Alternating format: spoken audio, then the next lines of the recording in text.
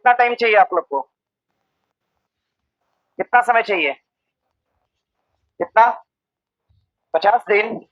60 दिन का सिलेबस है। 10 दिन में सुधार लेंगे आप लोग? सोचिए, हम लोग अपना पढ़ा हुआ नहीं बना पा रहे हैं, पढ़ा हुआ नहीं बना पा रहे हैं। अगर इन केस एग्जाम वाला कह दे कि 1000 पेज दे रहे हैं, यहीं से 100 को पूछेंगे, तब तो उसमें भी फिर नैया डुबा देंगे।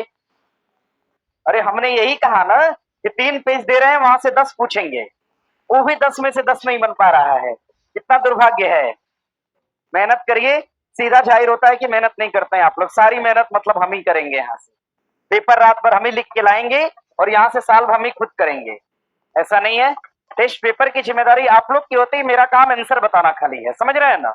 हाँ, इस आंकड़े को आप लोग पार करिए। कम से कम 50% यार छात्र ऐसा होना चाहिए जो कि 15 से 25 की एक्यूरेसी में 100% आंसर कर पाए, क्योंकि आपका पढ़ा हुआ है। मैंने ऑलरेडी जब कोट कर दिया कि यहीं से पूछेंगे, तब तो आपको पता होना चाहिए।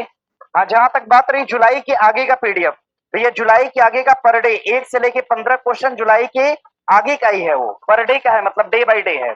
आज 11 तारीख है, 11, 10 तारीख का क्वेश्चन इंक्लूड है उसमें। आज के सेट में 10 तारीख का क्वेश्चन है।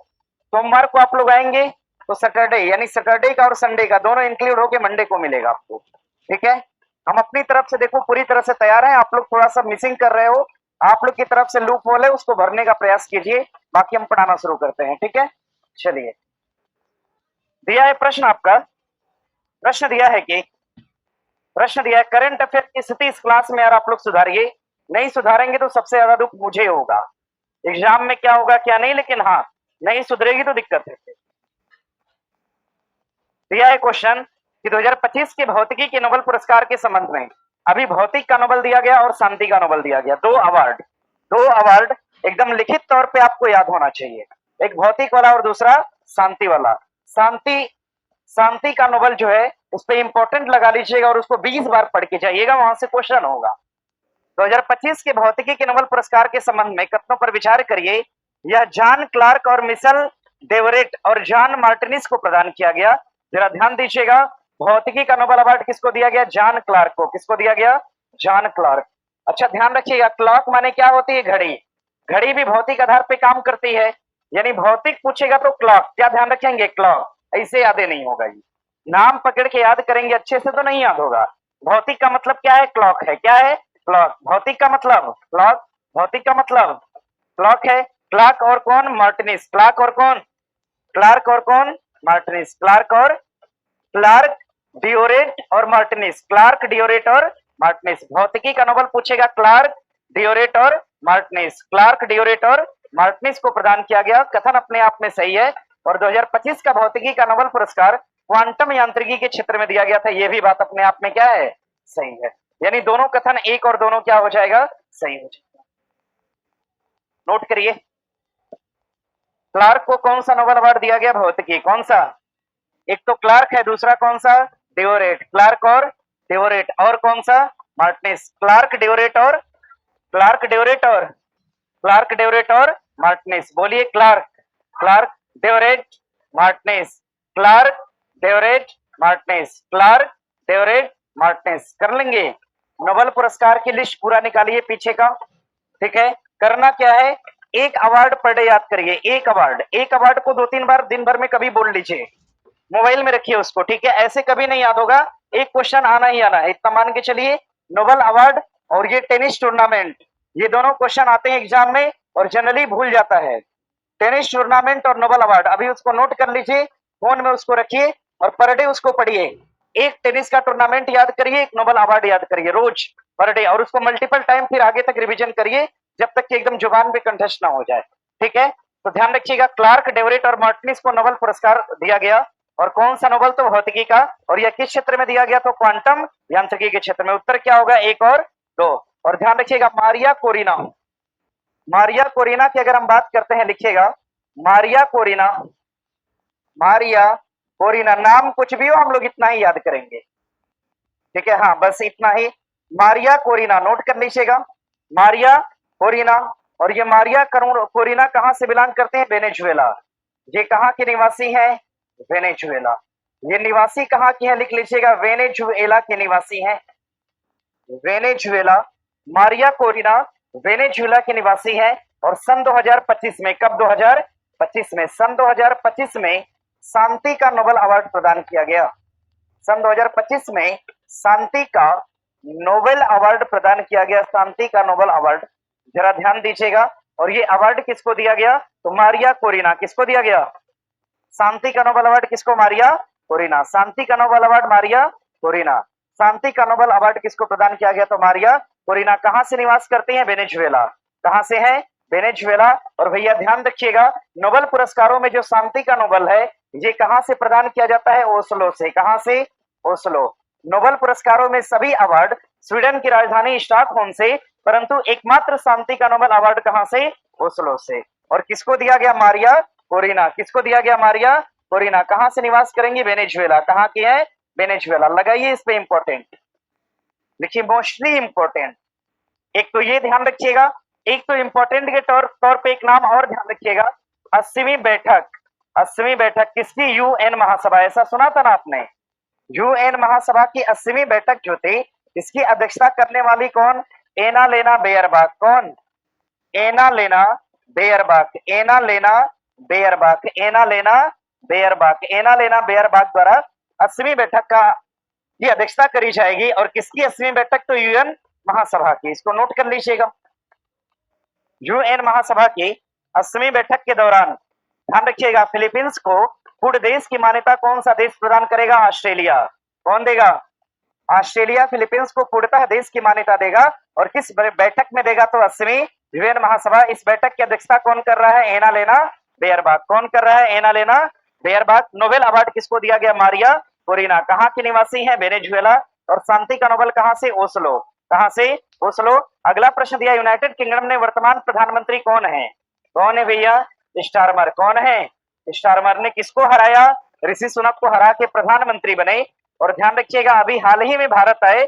और भारत और ब्रिटेन की अगर हम बात करते हैं, भारत और ब्रिटेन, भारत और ब्रिटेन के संबंध में अगर हम बात करेंगे, भारत और ब्रिटेन के बीच फ्री ट्रेड एग्रीमेंट, क्या चीज? Free trade agreement, FTA sign किया गया। एफटीए सन 2025। एफटीए सन 2025 का संबंध किन देशों से होगा? तो भारत और ब्रिटेन। फ्री ट्रेड एग्रीमेंट का मतलब होता है मुक्त व्यापार समझौता। मुक्त व्यापार समझौता भारत ने किसके साथ किया? तो ब्रिटेन के साथ किया। किसके साथ? ब्रिटेन के साथ। याद हो गया ना? ये क्वेश्चन लगभग 3 बार मैंने दे दिया सेट में। अब अगली बार से ना दिखेगा आपको। हाँ, हर एक क्वेश्चन मान के चलिए मैक्सिमम 3 बार आप लोग को हम दिखा देंगे एक बार, मतलब अलग अलग फॉर्मेट पे। कभी स्टेटमेंट में दिखा देंगे, कभी उसको वन लाइन करके दिखा देंगे, कभी उसको कथन निष्कर्ष टाइप में दिखा देंगे। यानी हर एक प्रश्न को 3-3 बार आपके सामने हम ला देंगे, बाकी याद करने की जिम्मेदारी आपकी है। प्रश्न दिया है, हाल ही में प्रधानमंत्री ने एशिया के सबसे बड़े दूरसंचार मीडिया प्रौद्योगिकी मंच, सीधे तौर पे ध्यान रखिएगा, मोबाइल कांग्रेस का कौन सा संस्करण? नवा संस्करण। मोबाइल कांग्रेस का कौन सा? बल्कि लिख लीजिएगा, मोबाइल कांग्रेस का नवा संस्करण। क्वेश्चन परेशान करेगा, लेकिन ये फैक्ट आपका राइट है। मोबाइल कांग्रेस का नवा संस्करण, मोबाइल कांग्रेस का नवा संस्करण, ये संस्करण का आयोजन कहां किया गया? तो ध्यान रखिएगा, कहां पर? दिल्ली में। अच्छा, कहां पर? नई दिल्ली के अंदर। लिख लीजिए। हाँ, अगर कंडीशन ये हो, उत्तर नहीं आता है, अगर आपका मन हो कि नहीं हम लगाएंगे ही, उत्तर क्या लगेगा? सीधे। बहुत अंदर से इच्छा हो कि नहीं नहीं हम गलत करेंगे ही, तो सीधे नई दिल्ली। गलत नहीं होगा, सही होगा। नोट कर लीजिएगा। अगर हम मुंबई की बात करते हैं, मुंबई के अंदर एक सम्मेलन किया गया जिसका नाम है वेब्स। क्या नाम है? वेब्स। वेब्स समिट की बात करता है, वेब समिट। और वेब समिट कब का? सन 2025 का। आयोजन कहां पर? मुंबई। अगर हम बंगलुरु की बात करते हैं, एयर शो, क्या चीज? Air show. एयर शो का आयोजन कहां पर? बंगलुरु। एयर शो सन 2025 का आयोजन कहां पे? बंगलुरु। और एशिया का सबसे बड़ा एयर शो, ये एयर शो क्या है? एशिया का सबसे बड़ा। एशिया का सबसे बड़ा एयर शो कहां पर? बंगलुरु में। कहां पर? बंगलुरु के अंदर। अगर हम हैदराबाद की बात करते हैं, तो ध्यान रखिएगा, मिस वर्ल्ड कनक्लेव। कौन सा? Miss world conclave. Miss world conclave सन 2025 का आयोजन कहां पर? हैदराबाद के अंदर। रामानुज की प्रतिमा लगाई गई कहां पर? हैदराबाद के अंदर। सिलिकॉन सिटी कौन सा है? बंगलुरु। केम्पेगौड़ा एयरपोर्ट कहां पर? बंगलुरु। पुस्तक मेला पूछेगा कहां पर? नई दिल्ली। पुस्तक मेला कहां पर? रायसीना बैठक कहां पे? नई दिल्ली। 2+2 वार्ता कहां? नई दिल्ली। भारत टेक्स का आयोजन भी कहां पे? नई दिल्ली। आगे प्रश्न दिया है कि दालों में आत्मनिर्भरता मिशन की अवधि अवधि 4 साल, 5 साल, 6 साल या 7 साल? कितने साल है? 6 साल है भैया। कितना साल? 6 साल। दाल में आत्मनिर्भरता की अवधि कितनी बताई गई? तो 6 साल। और ध्यान रखिएगा, दाल में आत्मनिर्भरता, दाल में आत्मनिर्भरता, दाल में आत्मनिर्भरता की अगर हम बात करते हैं, आत्मनिर्भरता, दाल में आत्मनिर्भरता की बात किस बजट में करी गई? तो ध्यान दीजिएगा, भारत सरकार का बजट सन 2025 और कब? 26। सन 2025 और 26 भारत सरकार के बजट सन 2025 और 26 में दालों में आत्मनिर्भरता की बात की गई। और कुल कितने दालों की आत्मनिर्भरता की बात की गई? 3। अरहर की है क्या? मूंग है? उड़द है? कुछ दिक्कत है क्या? अरहर? है, शांत रहो सब। मसूर दाल है ना? हाँ, मसूर दाल और अरहर है। और कौन है? उड़द है, यानी मूंग गलत हो गया था। उड़द, ध्यान रखिएगा, उड़द। 3 प्रकार के दालों की बात की गई और कहा गया भैया इन दालों पर 100% क्या जारी किया जाए? एमएसपी। 100% एमएसपी जारी करने की बात की गई इन 3 प्रकार की दालों पर। और दलहनी मिशन को लाया गया था कितने साल के लिए? 6 साल। 2025-26 में शुरू होगा और समाप्त कब होगा? 2030 और 31। हमने बताया था आपसे कि भारत दाल का सबसे बड़ा क्या है? उत्पादक। भारत, भारत दाल का क्या है? उत्पादक है। क्या है? उत्पादक है। और भारत सबसे अधिक दाल को क्या करता है? खरीदता है। खरीदने का मतलब क्या है? आयात करता है। सबसे बड़ा उत्पादक और सबसे बड़ा आयातक कौन है? तो भारत है। ध्यान रखिए, इसीलिए भारत के लोगों में प्रोटीन की क्षमता क्या है? ज्यादा है। आगे देखिए, प्रश्न दिया है, आवाज नहीं भैया। 71वें राष्ट्रीय फिल्म पुरस्कार के संबंध में तथ्यों पर विचार करिए। रानी मुखर्जी ने मिसेज चटर्जी वर्सेज नॉर्वे में अपनी भूमिका के लिए अभिनेत्री का अवार्ड जीता। बात क्या है? अच्छा, 71वें राष्ट्रीय फिल्म पुरस्कार में सर्वश्रेष्ठ अभिनेत्री का अवार्ड कौन जीता? रानी मुखर्जी। कौन जीता? और विक्रांत मैसी ने 12वीं फेल में अपनी भूमिका के लिए अभिनेता कैसा अवार्ड जीता? अच्छा, 71वें फिल्म पुरस्कार में अभिनेत्री का अवार्ड जीता रानी मुखर्जी ने, और अभिनेता का अवार्ड कौन जीता? विक्रांत मैसी। कौन जीता? विक्रांत मैसी। और ध्यान रखिए, जवान मूवी के लिए अवार्ड किसको दिया गया? शाहरुख खान। किसको दिया गया? शाहरुख खान को दिया गया। जरा ध्यान देना, यानी स्टेटमेंट तीनों क्या है?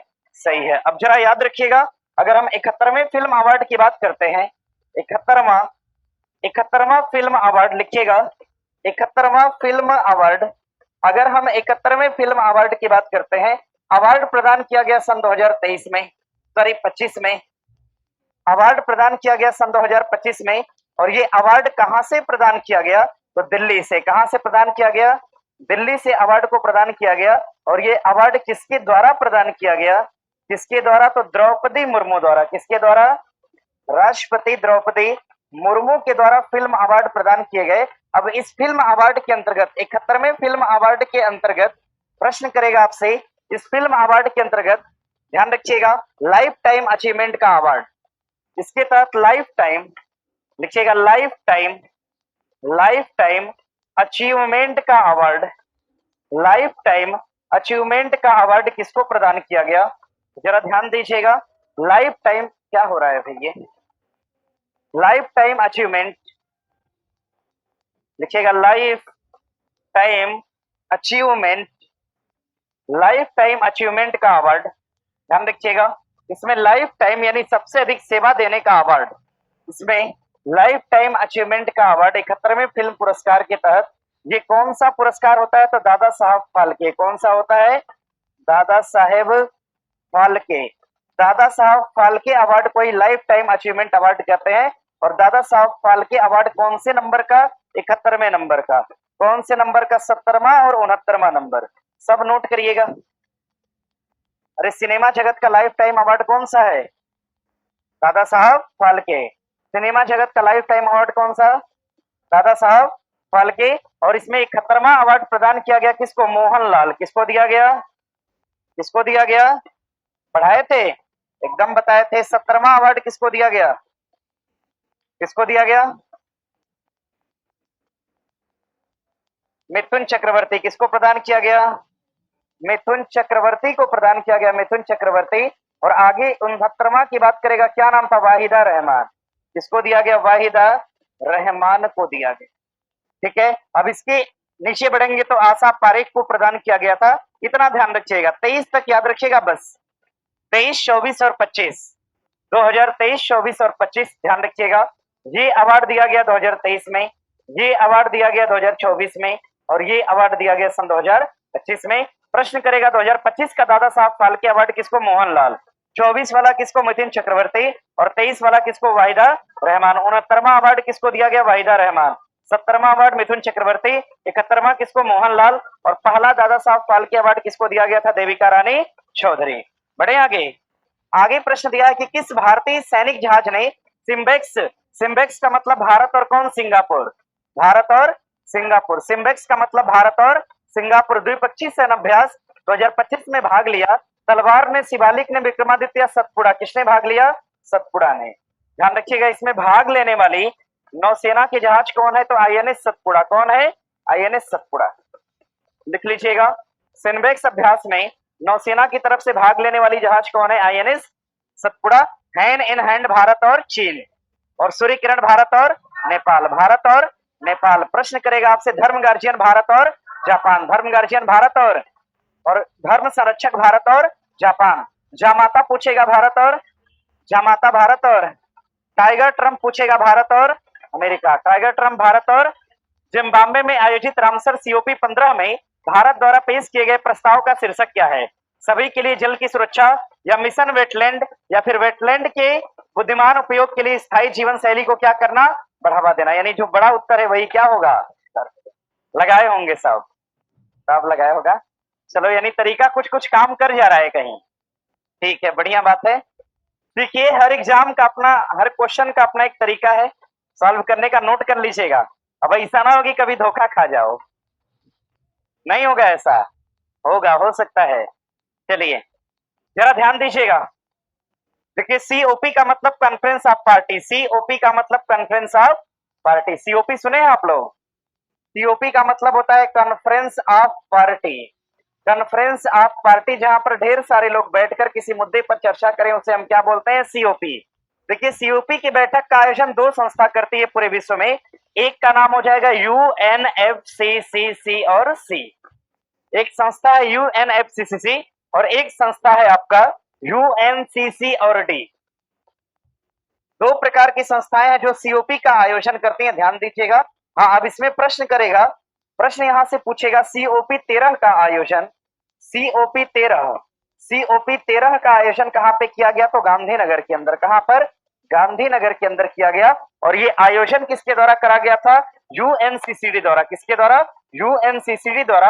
हाँ, अब सवाल पूछेगा आपसे, conference of party, conference of party COP की 25वीं बैठक, कॉन्फ्रेंस ऑफ पार्टी की 26वीं बैठक, कॉन्फ्रेंस ऑफ पार्टी की 27वीं बैठक, कॉन्फ्रेंस ऑफ पार्टी की 28वीं बैठक, कॉन्फ्रेंस ऑफ पार्टी की 29वीं बैठक, 29वीं बैठक, और कॉन्फ्रेंस ऑफ पार्टी की कौन सी बैठक? 30वीं। इसके बाद भी है क्या? ना ना, बस इतना ही है। कॉन्फ्रेंस ऑफ पार्टी की 30वीं बैठक अगर एकदम ना याद हो तो कम से कम 28 से 30 तो याद होना चाहिए। 3 साल पीछे का, जितना पीछे जाएंगे उतने साल ये पीछे जाएगा। आप देखो, 25 के बाद 24, 23, 22, 21, 20, नोट करिए। 25 बैठक, 26वीं बैठक, 27वीं बैठक, 28 बैठक, 29 बैठक और 30वीं बैठक। अब जरा नोट करिएगा, 25वीं बैठक का आयोजन कहां पर? मैड्रिड में। कहां पर? मैड्रिड में। कहां पर?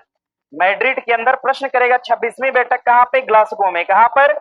ग्लासगो के अंदर। 27वीं बैठक कहां पे? मिस्र में। कहां पर? मिस्र के अंदर। 27वीं बैठक कहां? मिस्र में। 28वीं बैठक कहां पर? यूएई के अंदर। और 29वीं बैठक कहां पे होती है? बाकू के अंदर। कहां पर? बाकू कहां पड़ेगा भैया? अजरबैजान में। कहां पर? अजरबैजान के अंदर। और 30वीं बैठक कहां पर? ब्राजील में। कहां पर? ब्राजील के अंदर। नोट करिए, तेजी से लिखिएगा। आप लोग को एकदम आराम से हम 2 साल पीछे तक ले जा रहे हैं, ठीक है? यहाँ पे लग रहा है जरूरी कि बहुत पीछे जाना चाहिए, एकदम जा रहे हैं। अब ये ना करना है कि 24 वाला करंट कोई बोल दिया, मन में भर गया, आप सीधे उठा के पढ़ने लगे। चलिए आगे बढ़े यहाँ से। हम बढ़ते हैं। देखो, मेरे पास समय नहीं है, आज सीमित समय है, सर की क्लास है आगे ना, पॉलिटी। आगे प्रश्न दिया है कि भारत में किस वर्ष तक 6G तकनीकी लॉन्च होने की उम्मीद है? कब तक? सन 2030 तक। कब तक? सन 2030 तक लॉन्च होने की उम्मीद है। बताइए, इसरो क्या करेगा? अपना चालक दल भेजेगा चंद्रमा पे, और ये कब तक भेजेगा? 40 तक। ध्यान रखिएगा, इसरो अपना स्पेस स्टेशन स्थापित करेगा कब तक? 35। स्पेस स्टेशन पूछेगा तो 35, चालक दल पूछा तो 40, चालक दल 40। विकसित भारत का लक्ष्य 2047। और ध्यान रखिए, पेट्रोल में 30% इथेनॉल मिलाने का लक्ष्य 2030, लेकिन 20% पूर्ति हो गई 2025 में। पेट्रोल में 20% इथेनॉल मिलाने की पूर्ति 2025 में हो गई है, ऑलरेडी हो गई है। और भारत एनीमिया मुक्ति का लक्ष्य रखा है 2030, मलेरिया मुक्ति 2030, टीबी मुक्ति 2025 का लक्ष्य रखा है। किसानों की दुगनी आय करने की बात 2022 में की गई थी, लेकिन इस लक्ष्य को बढ़ा के कब तक किया गया? 2024 और 25 तक किया गया। आगे प्रश्न दिया है, कौन सा देश अपने संपूर्ण क्षेत्र को बायोस्फीयर रिजर्व के रूप में मान्यता देने वाला पहला देश बना है? तो साओ टोमे। कौन बना है? साओ टोमे एक देश है, साओ टोमे बना है। इसने कहा कि मेरा पूरा देश ही बायोस्फीयर रिजर्व है। समझ रहे हैं? नोट कर लीजिएगा, देश का नाम क्या है? साओ टोमे। और प्रश्न करेगा, भारत में सर्वाधिक एफडीआई कहां से आता है? भारत में सर्वाधिक एफडीआई पूछेगा। हाँ, भारत में सर्वाधिक प्रत्यक्ष विदेशी निवेश कहां से आता है? प्रत्यक्ष विदेशी निवेश, भारत में सर्वाधिक प्रत्यक्ष विदेशी निवेश ये कहां से आता है? सिंगापुर से। कहां से?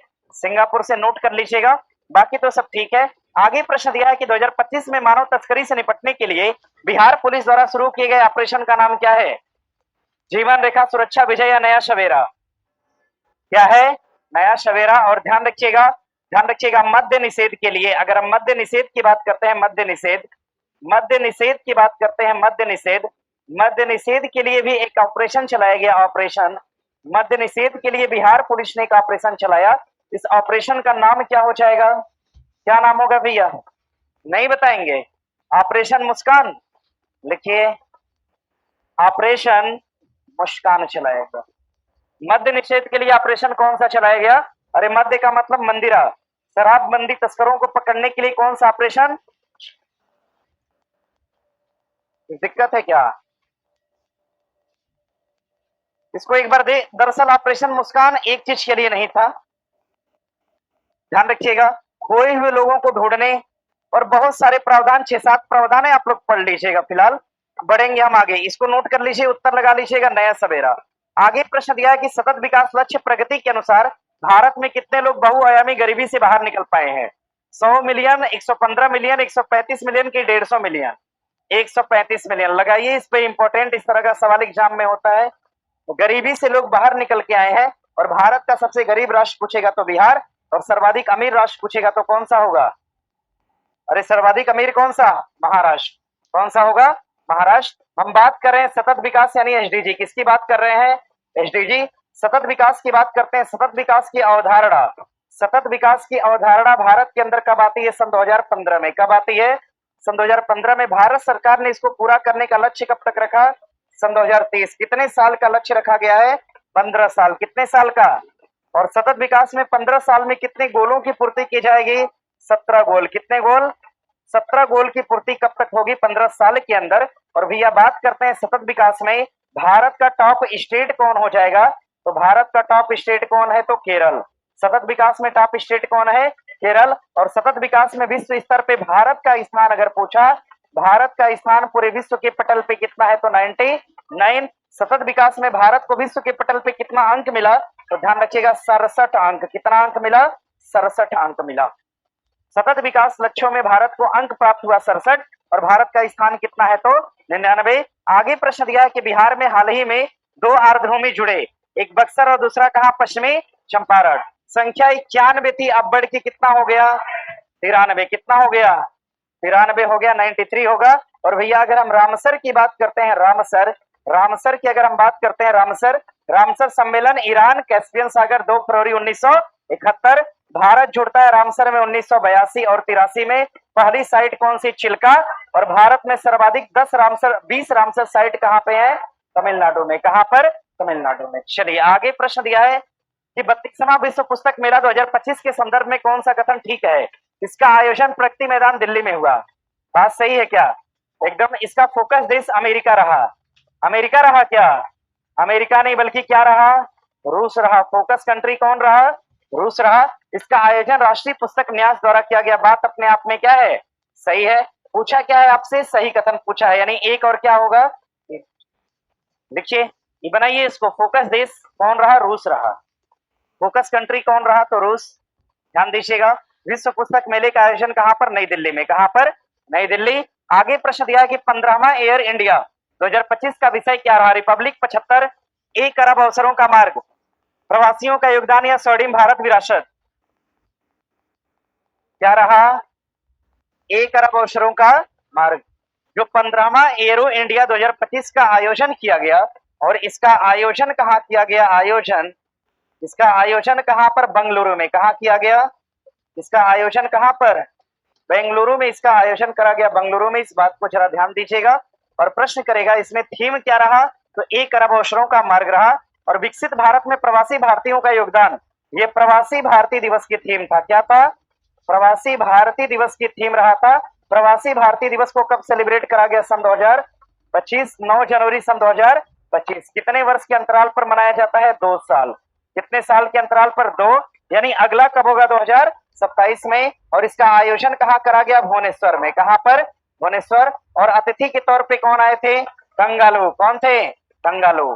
त्रिनिदाद और टोबैगो के राष्ट्राध्यक्ष क्या नाम था? कंगालू। क्या नाम था? कंगालू। और ध्यान रखिए गणतंत्र दिवस, गणतंत्र दिवस की बात करेंगे। गणतंत्र दिवस, गणतंत्र दिवस की थीम क्या रही है? तो स्वर्णिम भारत विरासत और विकास। चलिए आगे प्रश्न दिया है कि निम्नलिखित में से कौन सा सही सुमेलित नहीं है? बिम्स्टेक युवा सम्मेलन गांधीनगर में। बात सही है क्या? एकदम सही है। दिया है कि विकसित गांव योजना छत्तीसगढ़ के अंदर। सही है। विकसित गांव योजना कहां पर? कहां पर? ओडिशा की योजना है। कहां की है? उड़ीसा। छाता परियोजना भी कहां की है? छाता परियोजना कहां की है? सुभद्रा योजना भी कहां की है? जगन्नाथपुरी की रथ यात्रा कहां पर? उड़ीसा। कहां पर? अभी हाल ही में नेशनल पार्क कौन सा? अरे नेशनल पार्क उड़ीसा का कौन? सिमलीपाल। सिमलीपाल को कौन सा नेशनल पार्क घोषित किया गया? ध्यान रखिएगा। अभी हाल ही में भारत का 107वां नेशनल पार्क कौन सा? कौन है? सिमलीपाल। कौन सा? सिमलीपाल। और इसको कहां पर घोषित किया गया? तो उड़ीसा के अंदर। कहां पर? उड़ीसा में। और दिया थाई पुसम त्योहार तमिलनाडु। बात सही है। आदि महोत्सव कहां पर? नई दिल्ली। कथन क्या पूछा है? गलत। गलत यही है, B. B is the right answer. बना लीजिएगा। आगे प्रश्न दिया है कि प्रधानमंत्री योग पुरस्कार 2025 का आयोजन किस मंत्रालय द्वारा करा गया? आयुष मंत्रालय। कौन सा मंत्रालय? आयुष मंत्रालय की स्थापना होती है सन 2014। और इसके पहले मंत्री कौन थे? श्रीपद नायर। कौन थे? पहले मंत्री कौन थे? श्रीपद नायर। नया बना मंत्रालय था। ध्यान रखिएगा। इसके वर्तमान मंत्री कौन है? सर्बानंद। कौन है? सर्बानंद सोनेवाल साहब है। भैया जरा ध्यान दीजिए। कोयला मंत्रालय ने एक पोर्टल शुरू किया जिसका नाम निर्माण पोर्टल। कौन सा पोर्टल?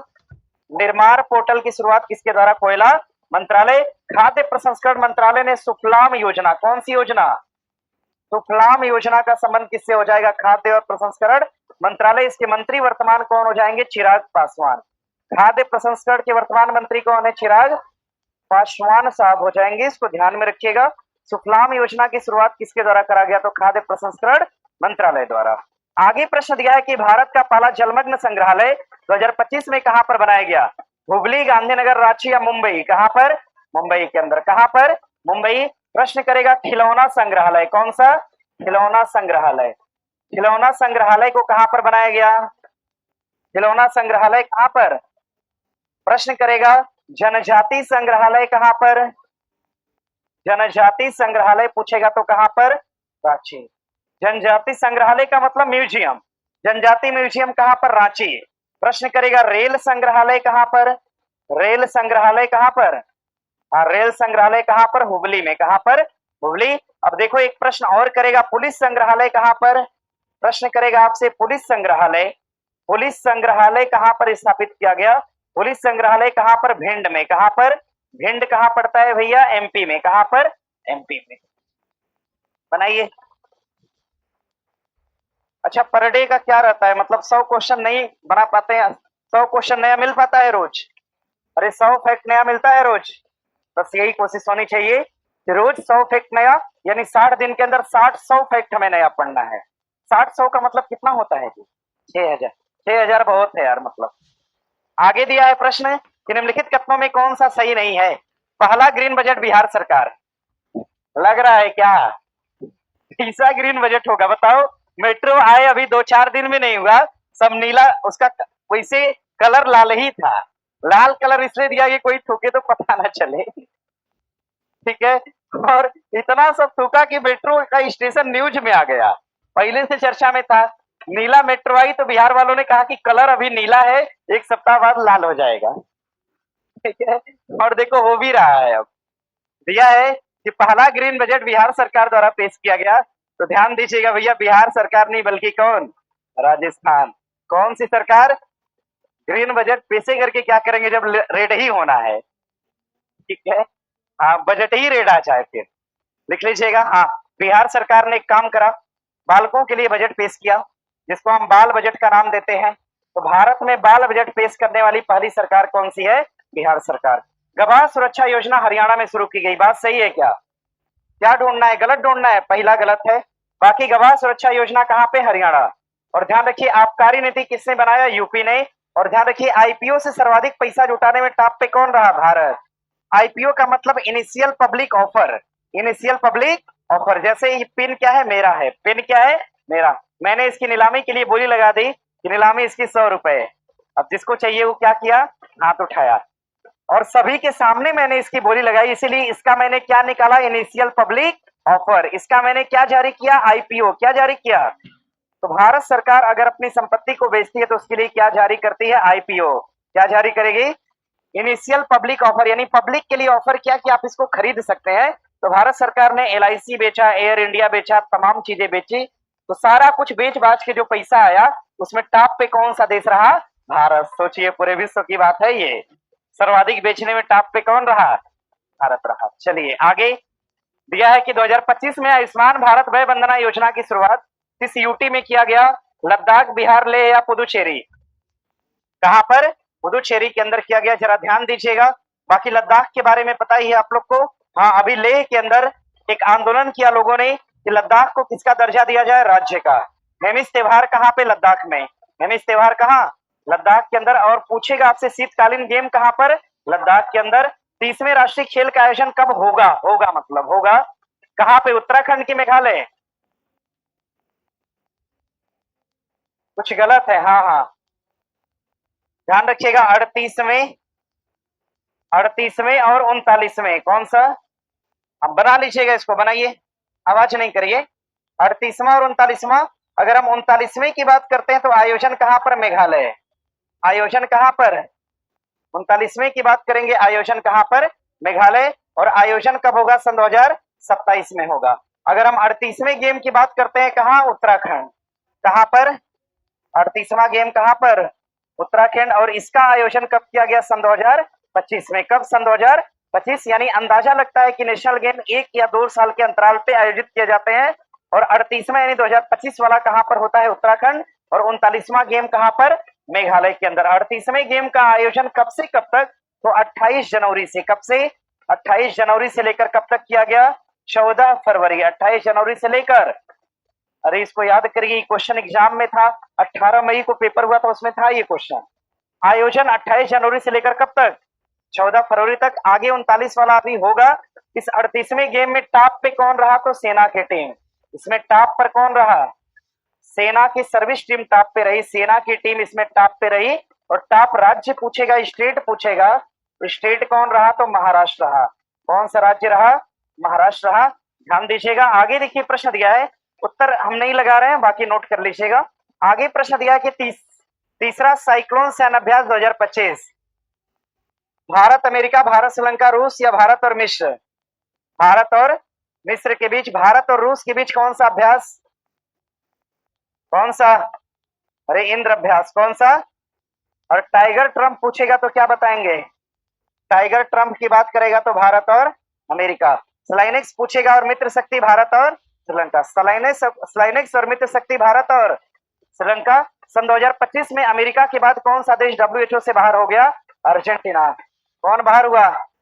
कौन सा देश बाहर हुआ? अर्जेंटीना। डब्ल्यूएचओ से अमेरिका बाहर हो गया, और कौन बाहर हुआ? अर्जेंटीना भी बाहर हो गया। इस बात को ध्यान दीजिएगा। डब्ल्यूएचओ की स्थापना 1948, और इसके अध्यक्ष कौन है? Tedros Adhanom. और डब्ल्यूएचओ ने हाल ही में मलेरिया मुक्त घोषित किया है सूरीनाम को। किसको घोषित किया? सूरीनाम को किया। आगे प्रश्न दिया है, अंडर 19 T20 विश्व कप के संबंध में कौन सा कथन सही नहीं है? इसका आयोजन भारत में किया गया। सही बात है क्या?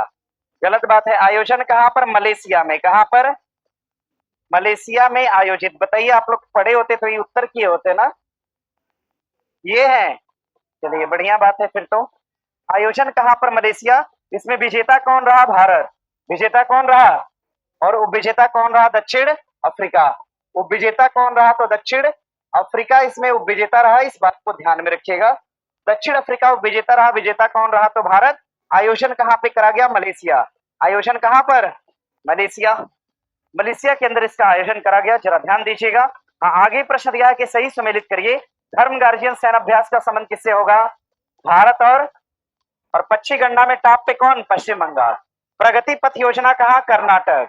और हरित ऊर्जा नीति कहां? आसाम। यानी 1 2 4 3, 1 2 4 3। लगाइए उत्तर 1 2 4 और 3।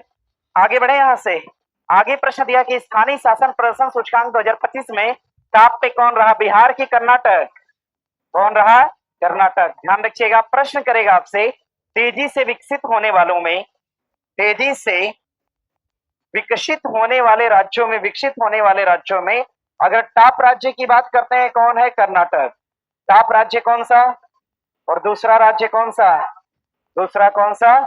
बिहार। तेजी से ग्रोथ करने वालों में टॉप पे कर्नाटक और दूसरा सेकंड टॉप कौन? सेकंड टॉप कौन होगा? बिहार। सिग्मो त्योहार कहां? सिग्मो त्योहार विधानसभा में आरक्षण के लिए कहां पर? गोवा विधानसभा में। कहां पर? सिग्मो त्योहार कहां? सिग्मो त्योहार साक्षरता में टॉप, सेकंड टॉप पे कौन? गोवा। साक्षरता में सेकंड टॉप गोवा।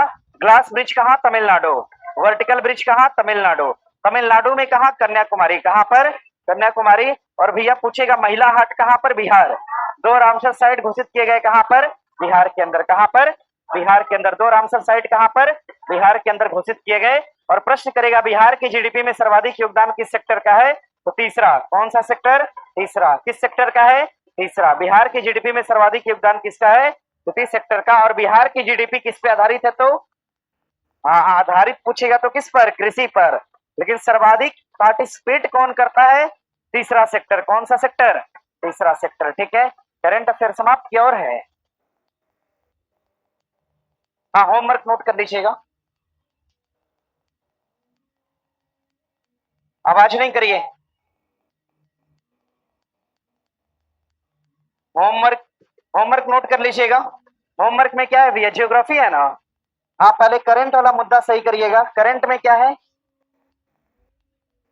12 तक, 13 14 और 15।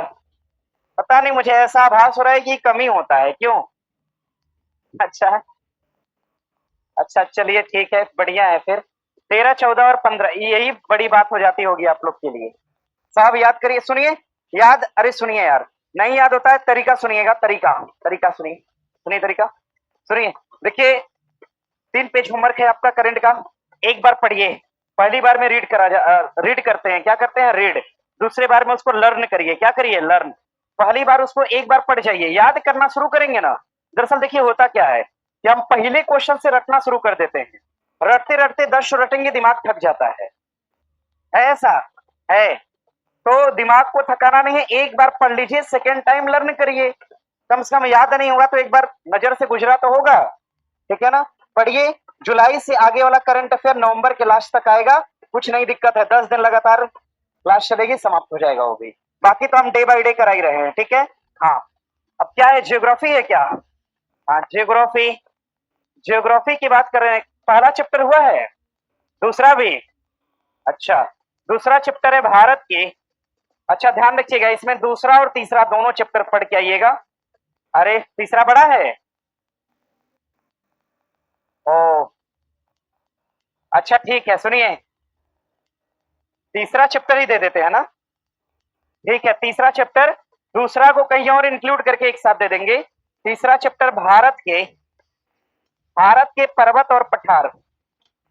भारत के पर्वत और पठार, यही है ना भैया? भारत के पर्वत पठार और शायद मैदान भी। भारत के पर्वत पठार और मैदान। इकोनॉमिक्स। इकोनॉमिक की अगर हम बात, ईमानदारी से देखिए, पढ़ा करिए। हम बहुत ईमानदारी से पेपर बनाते हैं, पढ़ा करिए ईमानदारी से। इकोनॉमी की अगर हम बात करते हैं, इकोनॉमी में राष्ट्रीय आय। अब लो चैप्टर ही तो बड़ा हो गया, राष्ट्रीय आय। अरे पढ़ के आइए, सब ठीक है। अरे क्वेश्चन वही आएगा जो यहां से डाला गया होगा, समझिए। सुनिए, लर्न करके आप आइए, सॉरी रीड करके आइए, क्वेश्चन वही एग्जाम में होगा जो यहां से पूछा जाएगा, ठीक है। हाँ, ये रहा आपका होमवर्क। अब सुनिएगा, कल संडे है, ठीक है। हाँ, कल क्लास नहीं है, क्लास आप लोग की मंडे को है, ठीक है। हाँ, होमवर्क सीरीज की क्लास मंडे को है। कब है? मंडे को। होमवर्क सीरीज की क्लास मंडे को। इस बात का भली भांति ध्यान रखिएगा। कल क्लास नहीं, अब क्लास कब है? मंडे। मंडे को क्लास है, ध्यान दीजिएगा इस बात को, ठीक है। मंडे का होमवर्क भी मैंने मेंशन किया, नहीं तो कल वाला होमवर्क होता। बाकी सर आ रहे हैं, पॉलिटी पढ़िए सबसे।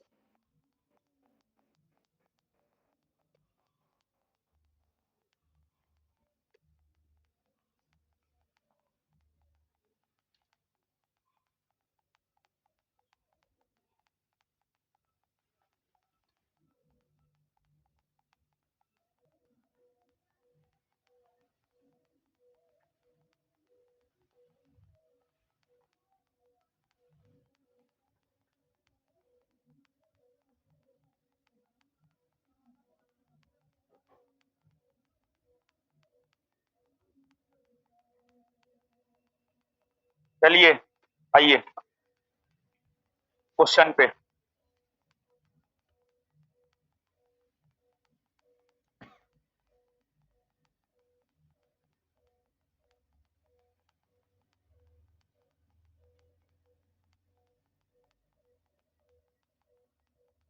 क्वेश्चन कह रहा है, शांत हो जाइए, शांत होइए। भारतीय संविधान की प्रस्तावना प्रस्तावना निम्नलिखित में से किस दस्तावेज या कानून पर आधारित है? इस क्वेश्चन में दो कीवर्ड है, एक है प्रस्तावना और दूसरा है दस्तावेज या कानून। देखिए, आप जब भारतीय राज्य व्यवस्था को पढ़ते हैं तो भारतीय राज्य व्यवस्था में आपको भारत के संविधान के बारे में पढ़ना होता है। जहां तक भारत के संविधान का सवाल है, भारत के संविधान में प्रस्तावना है, 395 अनुच्छेद है, 22 भाग है, 12 अनुसूची है। यही सब हम लोगों को राज्य व्यवस्था में पढ़ना होता है, भारतीय राज्य व्यवस्था नामक सब्जेक्ट में पढ़ना होता है। जहां तक प्रस्तावना का सवाल है, प्रस्तावना जिस दस्तावेज या कानून पर आधारित है वह दस्तावेज या कानून उद्देश्य संकल्प है। उद्देश्य संकल्प है। देखिए, आप सब लोग जानते हैं कि 13 दिसंबर 1946 13 दिसंबर 1946 को संविधान सभा की जो बैठक हो रही थी, उस बैठक में पंडित जवाहरलाल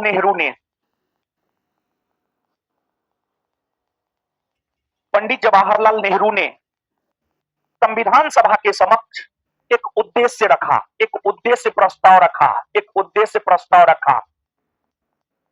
संविधान सभा की बैठक 13 दिसंबर 1946 को जो हो रही थी, उस बैठक में संविधान सभा के समक्ष पंडित जवाहरलाल नेहरू ने उद्देश्य प्रस्ताव रखा। इस उद्देश्य प्रस्ताव को आगे चलकर संविधान सभा ने स्वीकार किया और संविधान सभा ने इस उद्देश्य प्रस्ताव को स्वीकार 22 जनवरी 1947 को किया। संविधान सभा ने इस उद्देश्य प्रस्ताव को स्वीकार 22 जनवरी 1947 को किया। संविधान सभा ने 22 जनवरी 1947 को जो उद्देश्य प्रस्ताव को स्वीकार किया, यही उद्देश्य प्रस्ताव आगे चलकर भारतीय संविधान की प्रस्तावना बनी। भारतीय संविधान की प्रस्तावना बनी।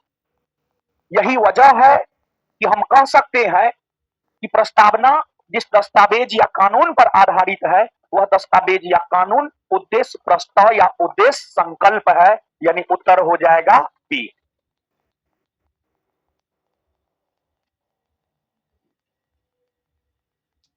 भारत के संविधान की उद्देशिका है। देखिए बाबू, आप उद्देशिका कहिए, प्रस्तावना कहिए या प्रियम्बल कहिए, आप उद्देशिका कहिए, प्रस्तावना कहिए या प्रियम्बल कहिए। जहां तक उद्देशिका का सवाल है, यानी प्रस्तावना का जहां तक सवाल है, प्रस्तावना को लेकर हमेशा एक उहापोह की स्थिति रही है कि प्रस्तावना संविधान का अंग है या नहीं है। जिसमें आपको एक बार सुप्रीम कोर्ट का जजमेंट आया है वर्ष 1960 में। 1960 में सुप्रीम कोर्ट का जजमेंट जो आया है,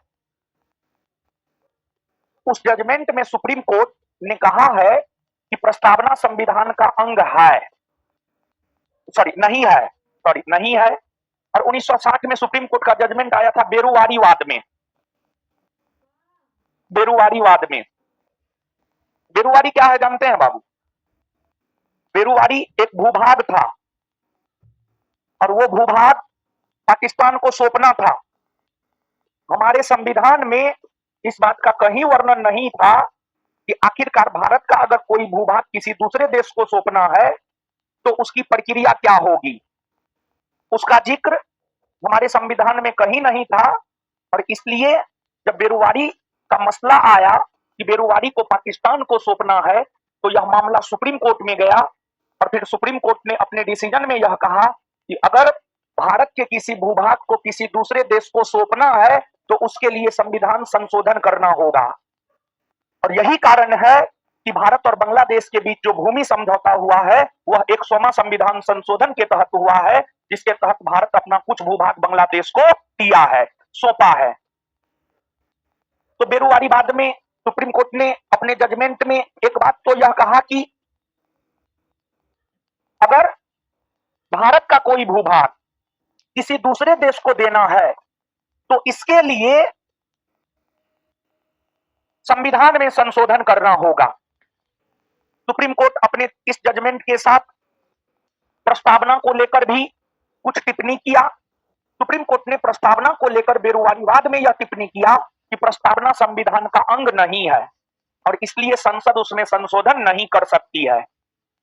फिर आगे चलकर गोलखनाथवाद में सुप्रीम कोर्ट ने 1967 ईस्वी में अपने जजमेंट में यह कहा कि प्रस्तावना अपरिवर्तनीय है, मतलब प्रस्तावना में परिवर्तन नहीं किया जा सकता है, यह शाश्वत है और यह संविधान की आत्मा है। गोलखनाथवाद में यह कहा गया कि प्रस्तावना अपरिवर्तनीय है, यानी इसमें परिवर्तन नहीं किया जा सकता है, यह शाश्वत है और यह संविधान की आत्मा है। फिर आगे चलकर 1973 में केशवानंद भारती वाद में जो सुप्रीम कोर्ट का जजमेंट आया, सुप्रीम कोर्ट ने अपने उस जजमेंट में यह कहा कि प्रस्तावना संविधान का अंग है और इसलिए संसद उसमें संशोधन कर सकती है। ठीक है, केशवानंद भारती वाद में सुप्रीम कोर्ट ने कहा प्रस्तावना संविधान का अंग है और इसलिए संसद उसमें संशोधन कर सकती है।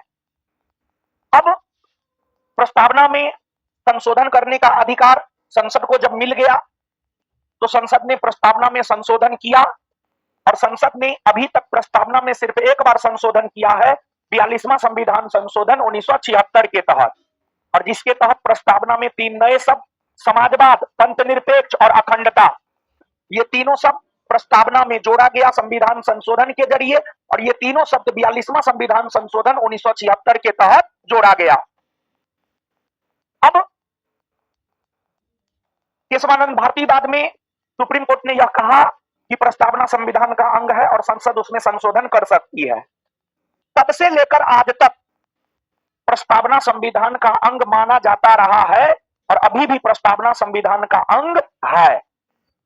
तो इसमें अगर कोई ऑप्शन यह कह रहा है कि प्रस्तावना संविधान का भाग नहीं है तो वह तो सीधे सीधे कट जाएगा, तो बी तो कट जाएगा। बाद बाकी ए सी और डी की अगर हम लोग बात करें तो अब ऑप्शन के अकॉर्डिंग पढ़ते हैं।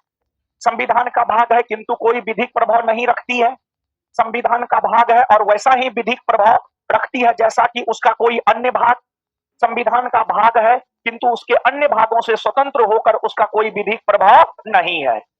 देखिए बाबू, इसका उत्तर अगर देखा जाए तो इसका उत्तर होगा कि प्रस्तावना संविधान का भाग है किंतु उसके अन्य भागों से स्वतंत्र होकर उसका कोई विधिक प्रभाव नहीं है। ये इसका सही उत्तर होगा। भारतीय संविधान की प्रस्तावना पर किस क्रांति का प्रभाव नहीं झलकता है? संविधान की प्रस्तावना पर जिस क्रांति का प्रभाव नहीं झलकता है वह है आपको चीन की क्रांति। चीन की क्रांति, चीन के क्रांति के अलावे जो अन्य क्रांति, फ्रांसीसी क्रांति, अमेरिकी क्रांति, बोल्शेविक क्रांति है, इन क्रांतियों का प्रभाव प्रस्तावना पर दिखता है। कैसे दिखता है? देखिए, जब आप भारतीय संविधान की प्रस्तावना को पढ़िएगा तो प्रस्तावना में स्वतंत्रता की बात की गई है, प्रस्तावना में समता की बात की गई है, प्रस्तावना में बंधुता की बात की गई है, प्रस्तावना में बंधुता की बात की गई है। प्रस्तावना में जो स्वतंत्रता, समता और बंधुता की बात की गई है, ये स्वतंत्रता, समता और बंधुता को अगर हम लोग देखें, ये स्वतंत्रता, समता और बंधुता फ्रांसीसी क्रांति का नारा है। स्वतंत्रता, समता और बंधुता को अगर हम लोग देखें तो ये फ्रांसीसी क्रांति का नारा है। तो फ्रांसीसी क्रांति का जो नारा स्वतंत्रता, समता और बंधुता है, यह प्रस्तावना में है और इसलिए हम कह सकते हैं कि प्रस्तावना पर फ्रांसीसी क्रांति का प्रभाव झलकता है। जहां तक स्वतंत्रता का सवाल है, प्रस्तावना में 5 प्रकार की स्वतंत्रता की बात की गई है। विचार, अभिव्यक्ति, धर्म, विश्वास और उपासना। फिर 2 प्रकार की समता की बात है, प्रतिष्ठा और अवसर। और एक बंधुता अर्थात एक भाईचारा स्थापित करने की बात है कि भारत में हम सभी हिंदू, मुसलमान, सिख, बौद्ध, जैन, पारसी एक भाई भाई है। इसके बाद प्रस्तावना पर अमेरिकी क्रांति का भी प्रभाव है। ऐसा इसलिए कह सकते हैं, देखिए बाबू, अमेरिकी क्रांति के बाद ही अमेरिका में संविधान बना और अमेरिका के संविधान में प्रस्तावना को शामिल किया गया और अमेरिका विश्व का पहला देश हुआ जिसने अपने संविधान में प्रस्तावना को शामिल किया। और अमेरिका जब अपने संविधान में प्रस्तावना को शामिल किया तो उसके बाद विश्व का कोई भी देश अगर संविधान बनाने लगा तो उसने भी अपने संविधान में प्रस्तावना को शामिल करने का काम किया। तो भारत भी अमेरिका से ही प्रभावित होकर अपने संविधान में प्रस्तावना को शामिल किया है। इसलिए हम कह सकते हैं कि अमेरिकी क्रांति का भी भारतीय प्रस्तावना पर, भारतीय संविधान की प्रस्तावना पर प्रभाव पड़ा है। इसके बाद बोल्शेविक क्रांति। बोल्शेविक क्रांति कहिए या रूसी क्रांति कहिए, बात बराबर है। बोल्शेविक क्रांति कहिए या रूसी क्रांति कहिए, बात बराबर है। और बोल्शेविक क्रांति या रूसी क्रांति की अगर हम लोग बात करें तो इस क्रांति के दौरान न्याय की बात की गई थी, न्याय, जस्टिस की बात की गई थी। और इस क्रांति के दौरान जो है आपको 3 प्रकार के न्याय की बात की गई थी। एक सामाजिक न्याय, दूसरा राजनीतिक न्याय और तीसरा आर्थिक न्याय। तीसरा आर्थिक न्याय। ये 3 प्रकार के न्याय की बात जो है बाबू आपको रूसी क्रांति में की गई थी। और जब आप भारतीय संविधान के प्रस्तावना को देखते हैं, प्रस्तावना को पढ़ते हैं, तो प्रस्तावना में भी 3 प्रकार की न्याय की बात की गई है और प्रस्तावना में यही 3 प्रकार के न्याय की बात की गई है। इसलिए हम लोग कह सकते हैं कि प्रस्तावना पर बोल्शेविक क्रांति का भी प्रभाव है। 26 जनवरी 1950 को भारत की वास्तविक संवैधानिक स्थिति क्या थी? देखिए बाबू, ये तो प्रस्तावना लगाया नहीं होगा क्योंकि हमको पता है कि कौन टाइप का लड़का है। नहीं है लगाया होगा कि हमको पता है, तुम कैसे लगा देगा? तुमको दिमाग रहेगा कभी ना। देखिए बाबू, आपको 26 जनवरी 1950 इस तिथि को भारत का संविधान पूर्ण रूपेण लागू हुआ है और इसी तिथि को प्रस्तावना को भी लागू किया गया। जब इस तिथि को प्रस्तावना को लागू किया गया था तो उस समय प्रस्तावना यह कहता था कि हम भारत के लोग भारत को एक प्रभुत्व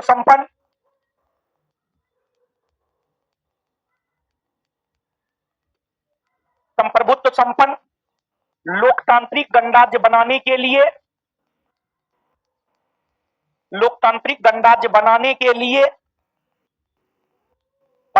लिए तथा उसके समस्त नागरिकों में सामाजिक, राजनीतिक, आर्थिक न्याय, इस प्रकार से ऑनवर्ड जो है आपको प्रस्तावना है।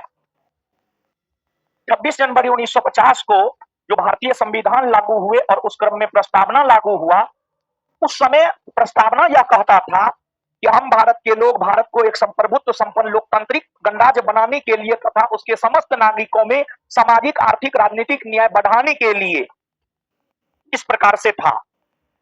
लेकिन अभी तुरंत थोड़ा देर पहले हमने आपको यह बात बतलाया है कि 42वां संविधान संशोधन 1976 के तहत प्रस्तावना में संशोधन हुआ और 3 नए शब्द जोड़े गए, एक समाजवाद, दूसरा पंथ निरपेक्ष और तीसरा अखंडता। जब ये तीनों शब्द जोड़ दिए गए तो अब प्रस्तावना कहता है कि हम भारत के लोग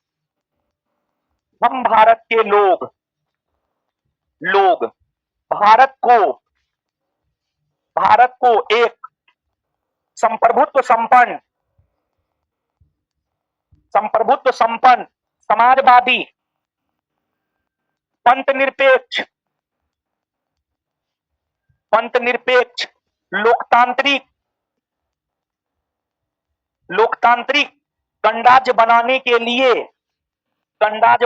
के लिए तथा उसके समस्त नागरिकों में सामाजिक आर्थिक राजनीतिक न्याय इस प्रकार से है।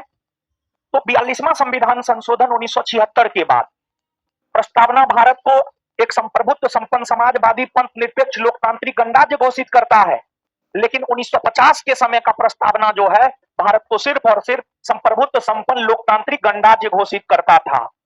और बाबू, इस प्रकार इस प्रश्न का उत्तर आपको मिल जाना चाहिए, और इस प्रश्न का उत्तर अगर देखा जाए तो उत्तर क्या हो जाएगा? बी होगा। और एक बात जानिए बाबू, आप ये जो प्रस्तावना के 5 शब्द है, संप्रभुत्व संपन्न समाजवादी पंथ निरपेक्ष लोकतांत्रिक गणराज्य, ये पांचों शब्दों के क्रम को याद रखना है। याद रखने का ट्रिक है SSPLG। पहला एस से संप्रभुत्व संपन्न, दूसरा एस से समाजवाद, पी से पंथ निरपेक्ष, एल से लोकतंत्र, जी से गणराज्य। बात समझ गए?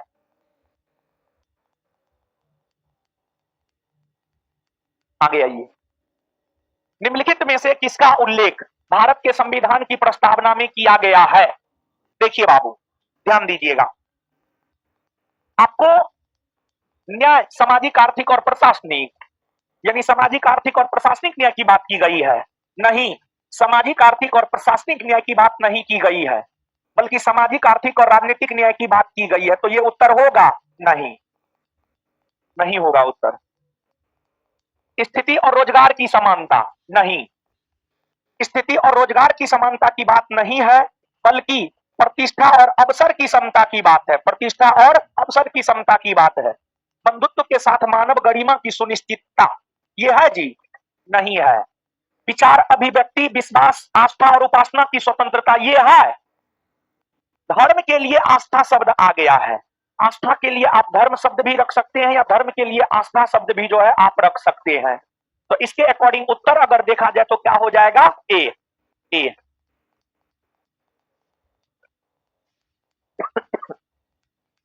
भारत के संविधान के संबंध में निम्नलिखित में से कौन सा कथन सही नहीं है? कौन सा कथन सही नहीं है, मतलब कौन सा कथन गलत है? अब 4 स्टेटमेंट है, इसमें से एगो स्टेटमेंट गलत है, बाद बाकी 3 गो सही है। जो एक स्टेटमेंट गलत है उसी को पता करना है, वही इसका उत्तर हो जाएगा, क्योंकि क्वेश्चन डिमांड यह कर रहा है कि कौन गलत है। पहला, समाजवादी और पंथ निरपेक्ष शब्द प्रारंभ में संविधान के अंग नहीं थे। सही है या गलत? सही है ना? हो, प्रारंभ में ये दोनों संविधान के अंग थे? नहीं ना। समाजवादी और पंथ निरपेक्ष शब्द को 42वां संविधान संशोधन 1976 के तहत जोड़ा गया है।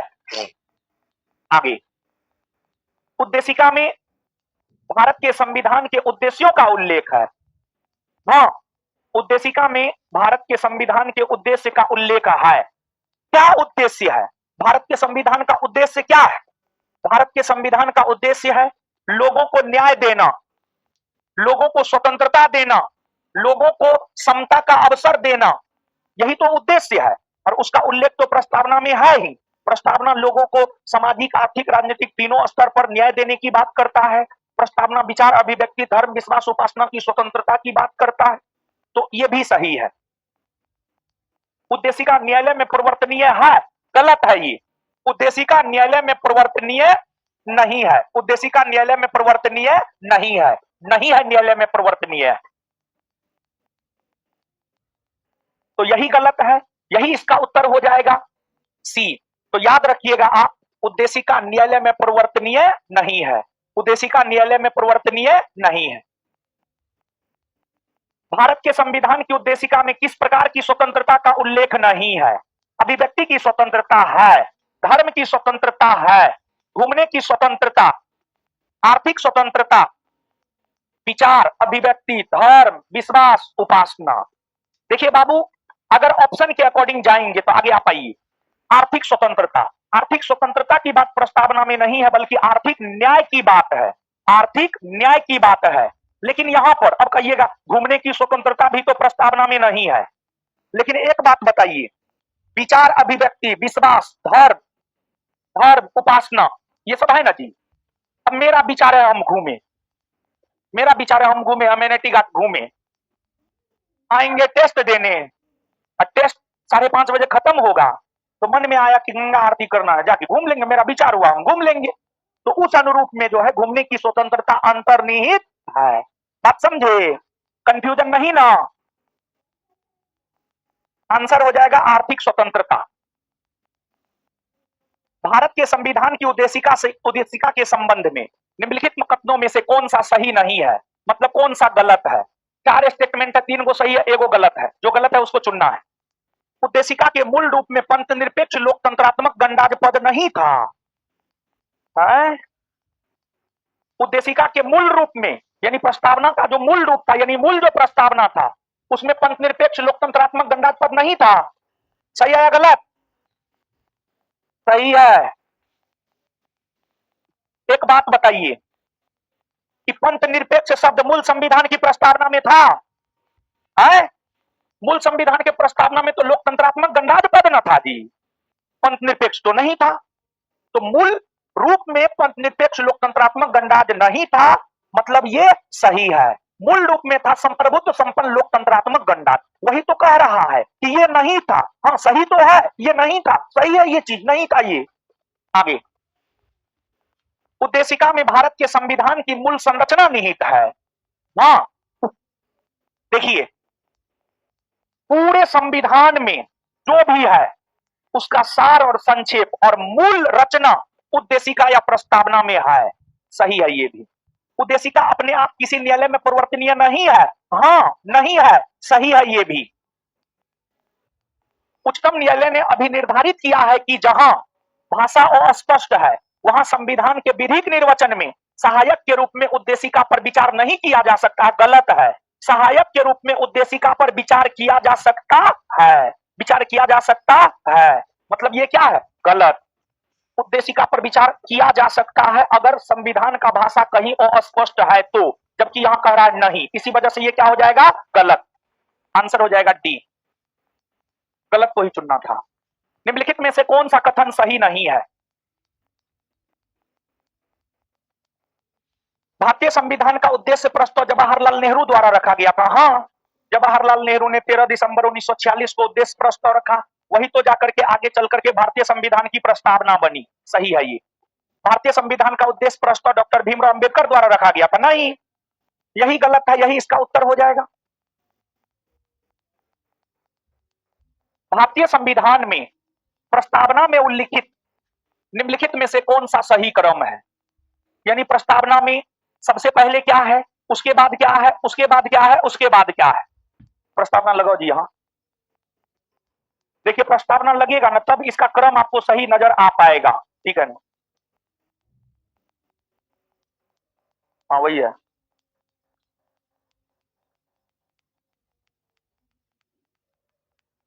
देखिए बाबू, ध्यान दीजिएगा आप, ये आपको प्रस्तावना है, प्रस्तावना को आप पढ़िए। हम भारत के लोग भारत को एक संप्रभुत्व संपन्न समाजवादी पंथ निरपेक्ष लोकतंत्रात्मक गणराज्य बनाने के लिए तथा उसके समस्त नागरिकों को सामाजिक, आर्थिक और राजनीतिक न्याय, सबसे पहले क्या है? न्याय, विचार, अभिव्यक्ति, विश्वास, धर्म और उपासना की स्वतंत्रता, फिर प्रतिष्ठा और अवसर की समता, फिर प्राप्त कराने के लिए तथा उन सब में व्यक्ति की गरिमा और राष्ट्र की एकता और अखंडता सुनिश्चित करने वाली बंधुता बढ़ाने के लिए। तो इसके बाद जो है बंधुता है। तो ये क्रम है। तो आपको पूछ क्या रहा है? आपको पूछ ये रहा है कि प्रस्तावना में उल्लिखित जो ये शब्द है उसका क्रम क्या है? सबसे पहले क्या है, उसके बाद क्या है, उसके बाद क्या है, उसके बाद क्या है। तो इसमें सबसे पहले अगर देखा जाए तो सबसे पहले क्या है, सबसे पहले है न्याय, यानी 1 नंबर। न्याय के बाद क्या है, स्वतंत्रता, यानी 2 नंबर। उसके बाद क्या है, समानता। ऐसे समानता है नहीं, लेकिन समता है, समता है, तो 3 नंबर हो जाएगा। और उसके बाद सबसे लास्ट में क्या है, बंधुता। 1 2 3 और 4। लेकिन ध्यान दीजिएगा, अब जहां तक एक चीज समझिएगा, न्याय की बात है, न्याय 3 प्रकार का है। समानता की बात है, 2 प्रकार का है। बंधुता 1 है और स्वतंत्रता 5 है। अगर इसको इस क्रम में सजाए कि कितना बंधुता है, कितना समता है, कितना न्याय है, कितना समानता है, तो उस क्रम में अगर देखा जाए तो बंधुता 1, बंधुता 1, बंधुता 1 यानी 4, समता 2 यानी 3, और न्याय 3 यानी 1, और स्वतंत्रता 5 यानी 2। 4 3 1 2, 4 3 1 2। क्या इस प्रकार का ऑप्शन कहीं है? मतलब इस संदर्भ में प्रश्न आपसे नहीं पूछा जा रहा है, बल्कि वही उल्लिखित सबसे पहले क्या है, उसके बाद क्या है, उसके बाद क्या है, उसके बाद क्या है। तो प्रश्न उस क्रम में है, तो प्रश्न डिमांड उस क्रम में कर रहा है, तो आंसर भी उसी क्रम में देना है। यानी आंसर होना चाहिए 1 2 3 और 1 2 3 और 4। संविधान में बुला लीजिए हो जो आया है। संविधान में अन्य देशों से उधार लेने की विशेषताओं की आलोचना करते हुए किसने कहा था, संविधान के मौलिक विचारों के संदर्भ में किसी को भी कोई विशेष अधिकार नहीं है। यह स्टेटमेंट जानते हैं बाबू किसका है? यह स्टेटमेंट है डॉक्टर भीमराव अंबेडकर का। डॉक्टर भीमराव अंबेडकर ने कहा था संविधान के मौलिक विचारों के संदर्भ में किसी को भी कोई विशेष अधिकार नहीं है, किसी को कोई विशेष अधिकार नहीं है। आगे आइएगा, निम्नलिखित में से कौन सा धर्मनिरपेक्ष राष्ट्र का लक्षण नहीं है? धर्मनिरपेक्ष राष्ट्र का लक्षण नहीं है। तो सबसे आ जाइए, जल्दी आइए, जल्दी आइए। देखिए कि जो है बाइट लेने के लिए आए, कल भी रात में आए हुए थे, लेकिन रात में हम मीटिंग में थे तो दे नहीं पाए, तो अभी आए हैं, तो इनको बाइट दे देते। 5 10 मिनट का बात है, थोड़ा जल्दी कर दीजिए। 5 मिनट का बात है, मात्र 5 मिनट। बैठ जाइए।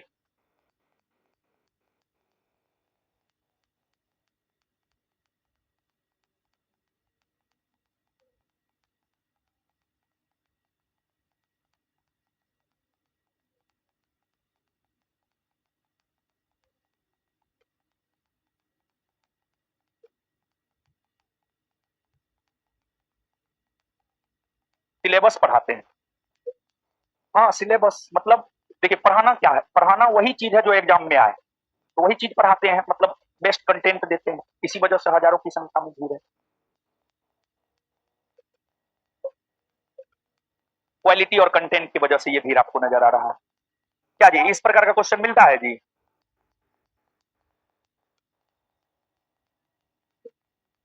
हाँ हाँ हाँ, 3 क्लासरूम है, इसके नीचे है, फिर उसके नीचे, फिर उसके नीचे है।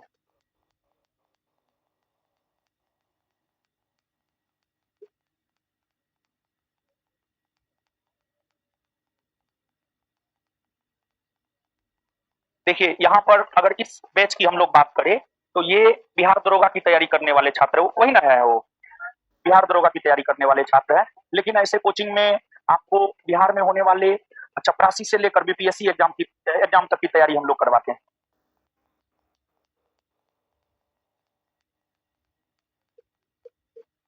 हाँ, दरोगा फैक्ट्री कहा जाता है क्योंकि पूरे बिहार में सबसे ज्यादा बिहार दरोगा का रिजल्ट ज्ञान बिंदु से ही होता है, यही रीजन है।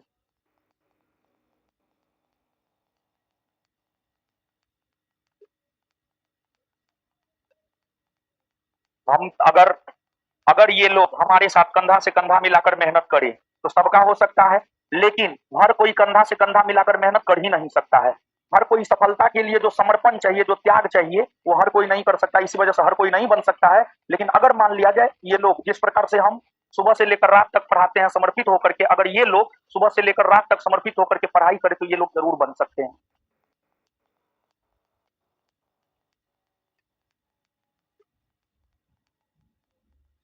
देखिए स्टूडेंट को यही कहना चाहेंगे कि देखिए आप भगत सिंह को पढ़ते हैं, लेकिन भगत सिंह आप बनना नहीं पसंद करते हैं, इसी वजह से आपकी हार हो जाती है। टीआरई 4 क्यों नहीं आया, बिहार दरोगा का वैकेंसी क्यों आ गया?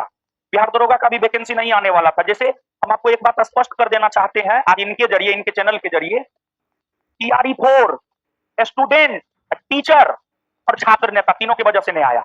और बिहार दरोगा का वैकेंसी इसलिए आ गया क्योंकि हम सबको इग्नोर किए और पूरा पूरा बेड़ा जो है अपने ऊपर उठाए और आंदोलन किए और आंदोलन सफल हुआ और वैकेंसी आया, भले उसको लेकर के हमारे ऊपर 2 केस हो गया हो और बिट्टू झा सर के ऊपर तो फॉल्स केस हो गया, बेचारा बताइए, वो आंदोलन में गए भी नहीं थे, उनके ऊपर भी केस हो गया, समझ गए। तो कहीं ना कहीं मतलब एक जो एकता वाली बात होती है वो एकता दिखाए। और मतलब जब आंदोलन हुआ था 15 सितंबर को, तो हम लोग जो है पटना कॉलेज से लेकर डाक बंगला तक गए थे और तिरंगा यात्रा लग रहा था, क्या जी, पूरा पटना जाम कर दिए थे, उस वजह से वैकेंसी आया, इसी वजह से लोग बैठ के पढ़ भी रहा है, नहीं तो अभी दिवाली का माहौल ऐसा बैठने वाला था। और वो भी शाम का समय, आज शनिवार है, सब एनआईटी घाट में मिलता, आपको यहाँ थोड़े मिलता है।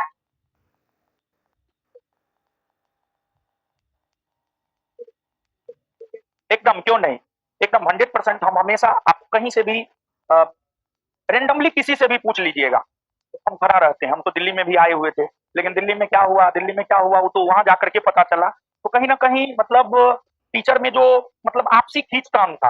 हम हमेशा कहते हैं एक बात, जब दरोगा आंदोलन भी अनाउंस हुआ था तो उस समय हम कहे थे कि टीचर को अपने ईगो को साइड रखना चाहिए। आज की डेट में क्या हो गया है कि हर टीचर, देखिए जो भी टीचर है, मेरे ख्याल से जो भी टीचर है, जो भी अभी पटना या दिल्ली का, पूरे भारतवर्ष का स्टार टीचर है, वो एकदम जीरो लेवल से उठा है। सच यही है, समझ गए, सच यही है। हमारे भी पिताजी किसान थे और हैं भी अभी, समझ गए।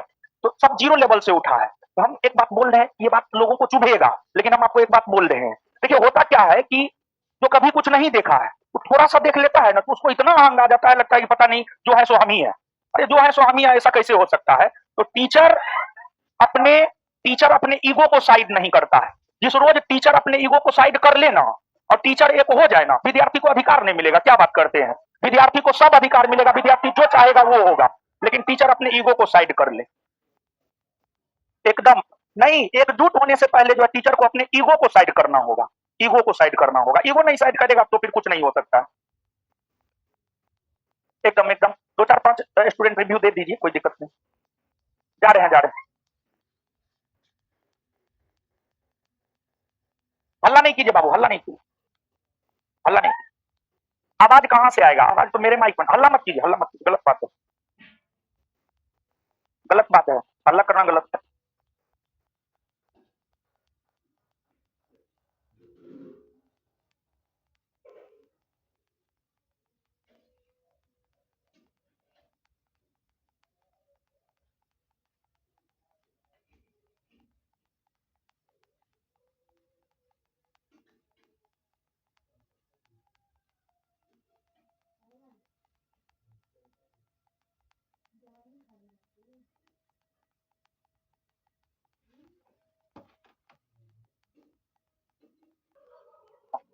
हल्ला मत कीजिए बाबू, हल्ला मत कीजिए।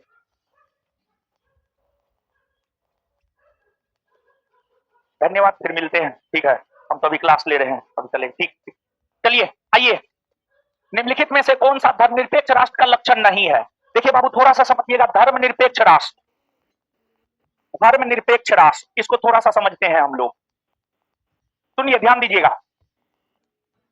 धर्मनिरपेक्ष राष्ट्र, धर्मनिरपेक्ष राष्ट्र की अगर हम लोग बात करें तो धर्मनिरपेक्ष राष्ट्र उस राष्ट्र को कहा जाता है जहां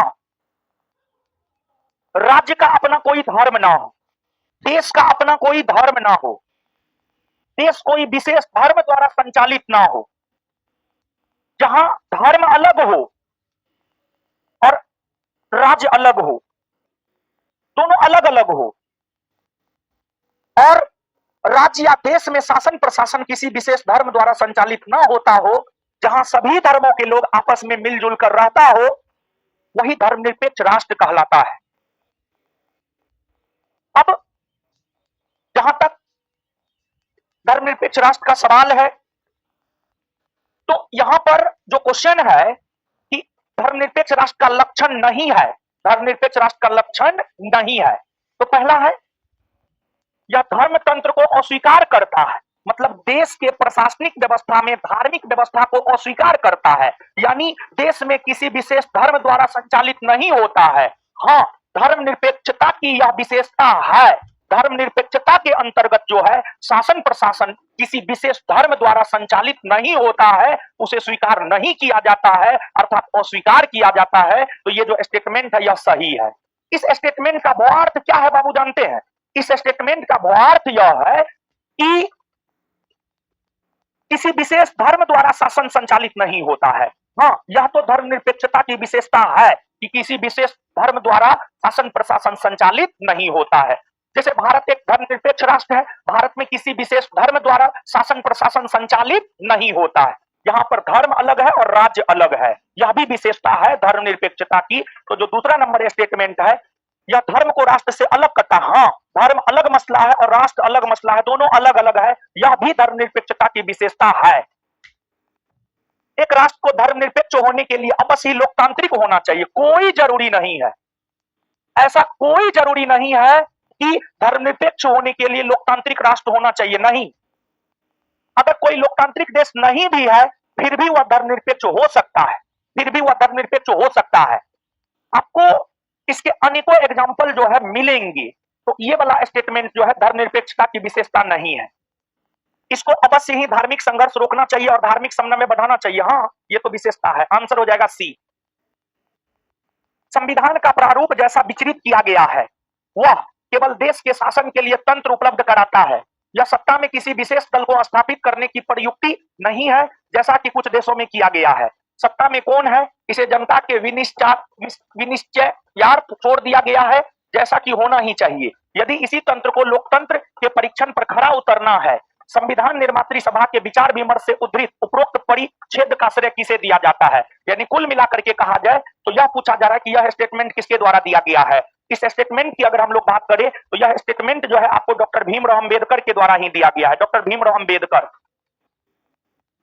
निम्नलिखित में से कौन सा कारक किसी उदार लोकतंत्र में स्वतंत्रता की सर्वोत्तम सुरक्षा को नियत करता है। इस क्वेश्चन का डिमांड यह है कि उदार लोकतंत्र की विशेषता क्या है।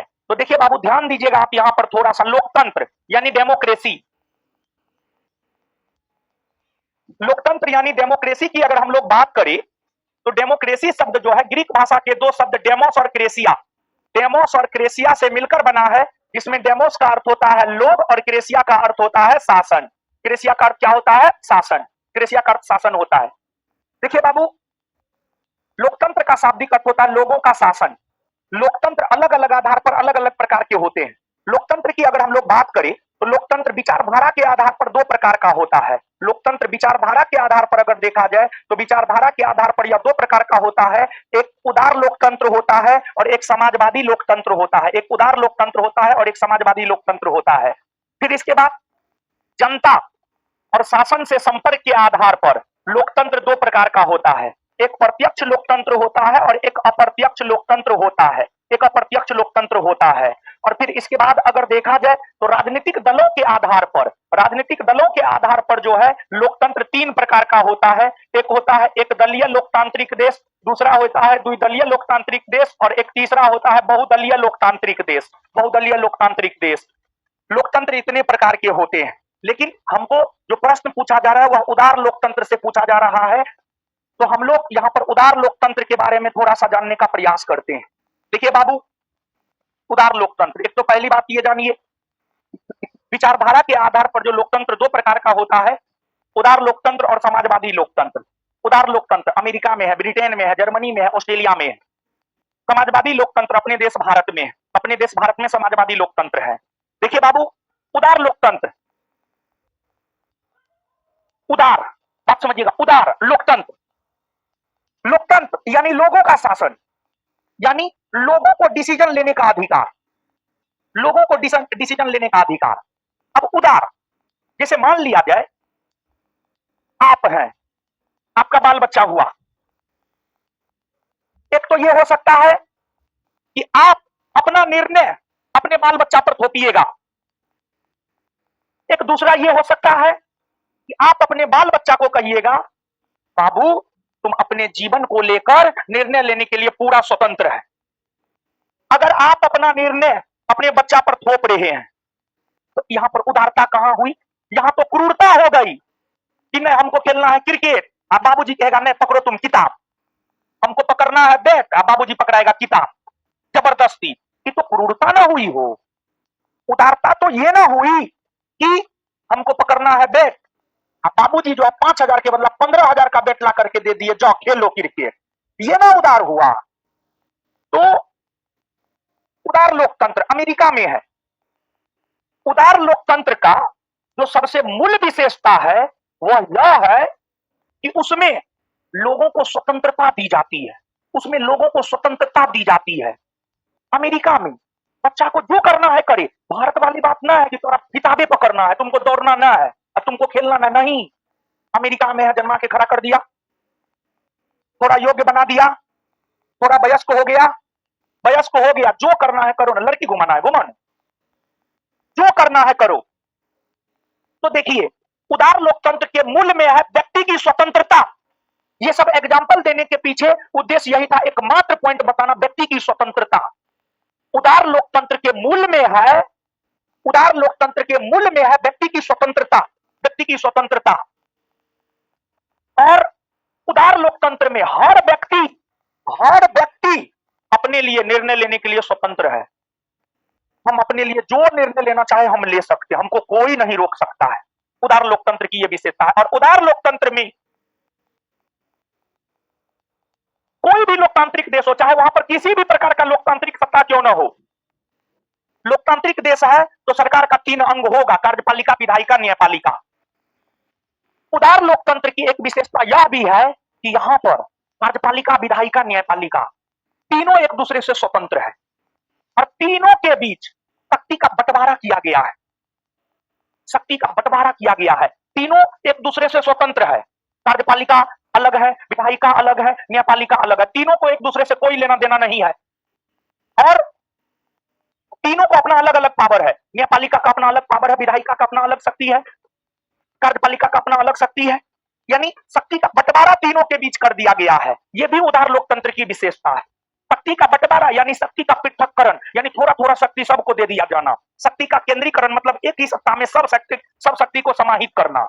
तो शक्ति के केंद्रीकरण की बात उदार लोकतंत्र में नहीं है, बल्कि शक्ति के बंटवारा यानी शक्ति के पृथक्करण की बात उदार लोकतंत्र में है।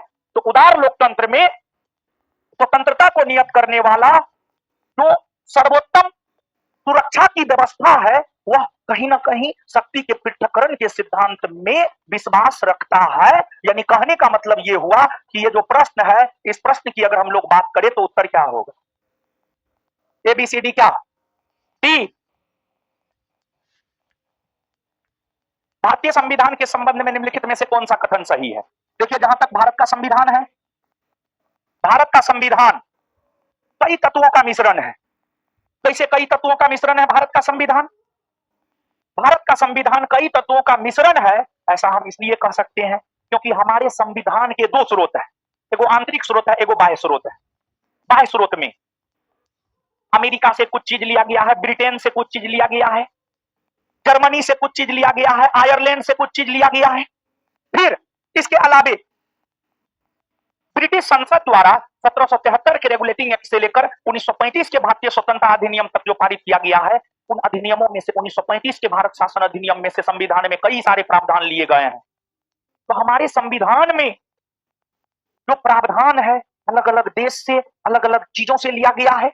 इसी वजह से तो भारत के संविधान को उधार का संविधान कहा जाता है। इसी वजह से तो इसे एक मिक्स संविधान भी आप कह सकते हैं। यह कई संविधानों का मिश्रण है। हाँ, आप पढ़ते हैं संविधान सभा नामक चैप्टर, तो वहां पर आपको पढ़ाया जाता है कि संविधान सभा जब भारत का संविधान बना रहा था तो उस दौरान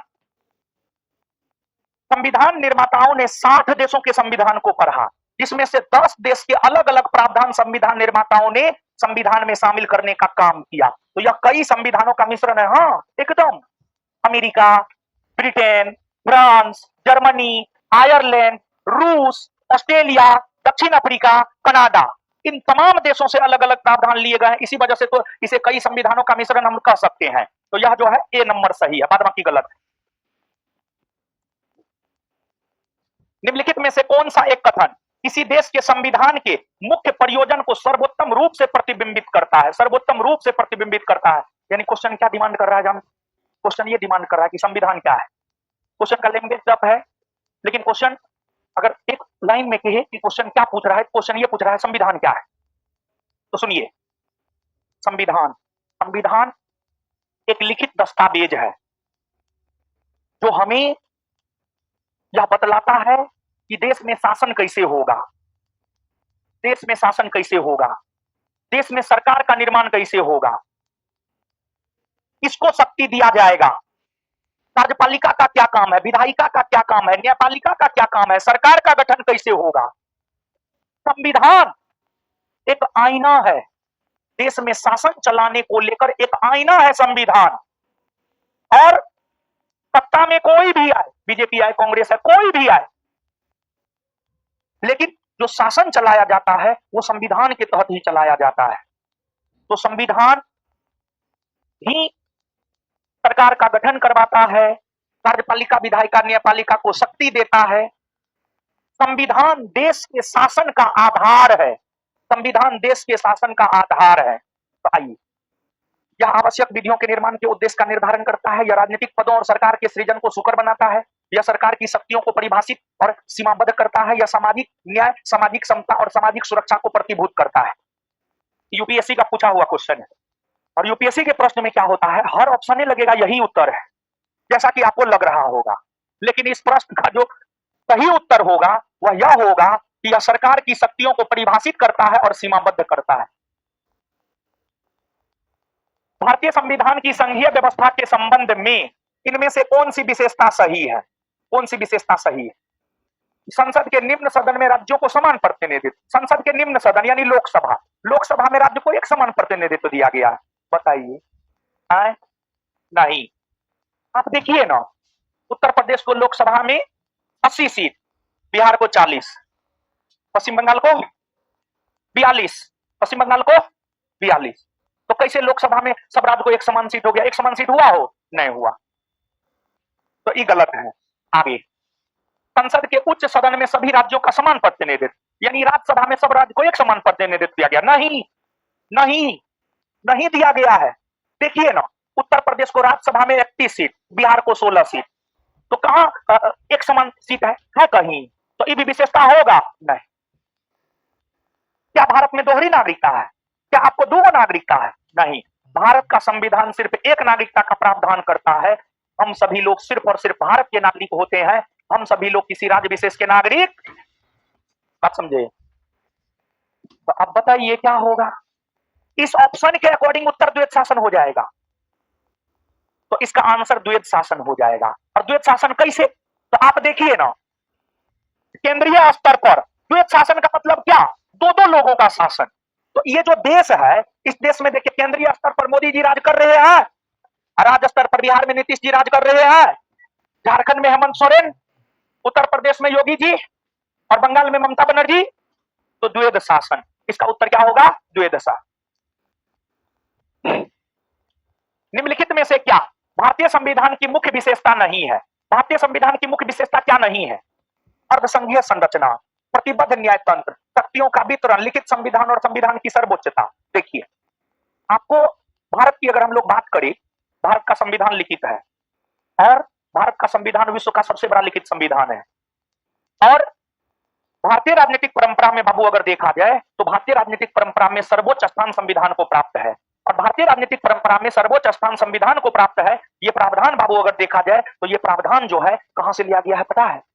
ये प्रावधान बाबू आपको लिया गया है अमेरिका से, अमेरिका से। तो जो डी नंबर में है लिखित संविधान और संविधान की सर्वोच्चता, ये एकदम विशेषता है। शक्तियों का वितरण, हाँ, यह भारतीय संविधान की विशेषता है। भारत में शक्ति का वितरण हुआ है। कैसे शक्ति का वितरण हुआ है? तो आप देखिए ना, संघ सूची, राज्य सूची, समवर्ती सूची का प्रावधान है। संघ सूची में जो विषय है उस पर कानून संसद बनाता है, राज्य सूची में जो विषय है उस पर कानून राज्य विधानमंडल बनाता है। तो अब संघ सूची के विषय पर कानून संसद बनाता है और राज्य सूची के विषय पर कानून राज्य विधानमंडल बनाता है। ये क्या है? ये तो शक्ति का वितरण ही है। ये भी विशेषता है। प्रतिबद्ध न्यायतंत्र, यानी न्यायपालिका जो है प्रतिबद्ध है। नहीं, भारत में स्वतंत्र न्यायपालिका की बात की गई है। आप भारतीय संविधान के अनुच्छेद 124 को पढ़िए, स्वतंत्र न्यायपालिका की बात की गई है। और स्वतंत्र न्यायपालिका संविधान के मूल ढांचा में आता है। और भारत में न्यायपालिका स्वतंत्र होगा, यह प्रावधान अमेरिका से लिया गया है। और भारत में न्यायपालिका स्वतंत्र है। न्यायपालिका को कार्यपालिका या विधायिका से लेना देना नहीं। तो भारत में प्रतिबद्ध न्यायपालिका नहीं है बल्कि स्वतंत्र न्यायपालिका है। तो यह क्या है? आपको गलत, यही विशेषता रही है, यही उत्तर हो जाएगा। संविधान के निम्नलिखित में से किस एक रूप में एकीकृत और परिसंघीय दोनों प्रकार के संविधान की विशेषताएं अंतर्विष्ट होती है? देखिए बाबू, आपको,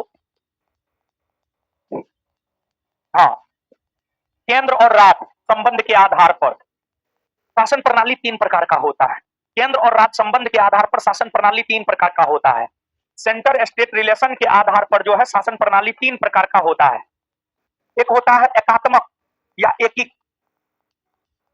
या एकीक शासन प्रणाली, एक होता है संघात्मक शासन प्रणाली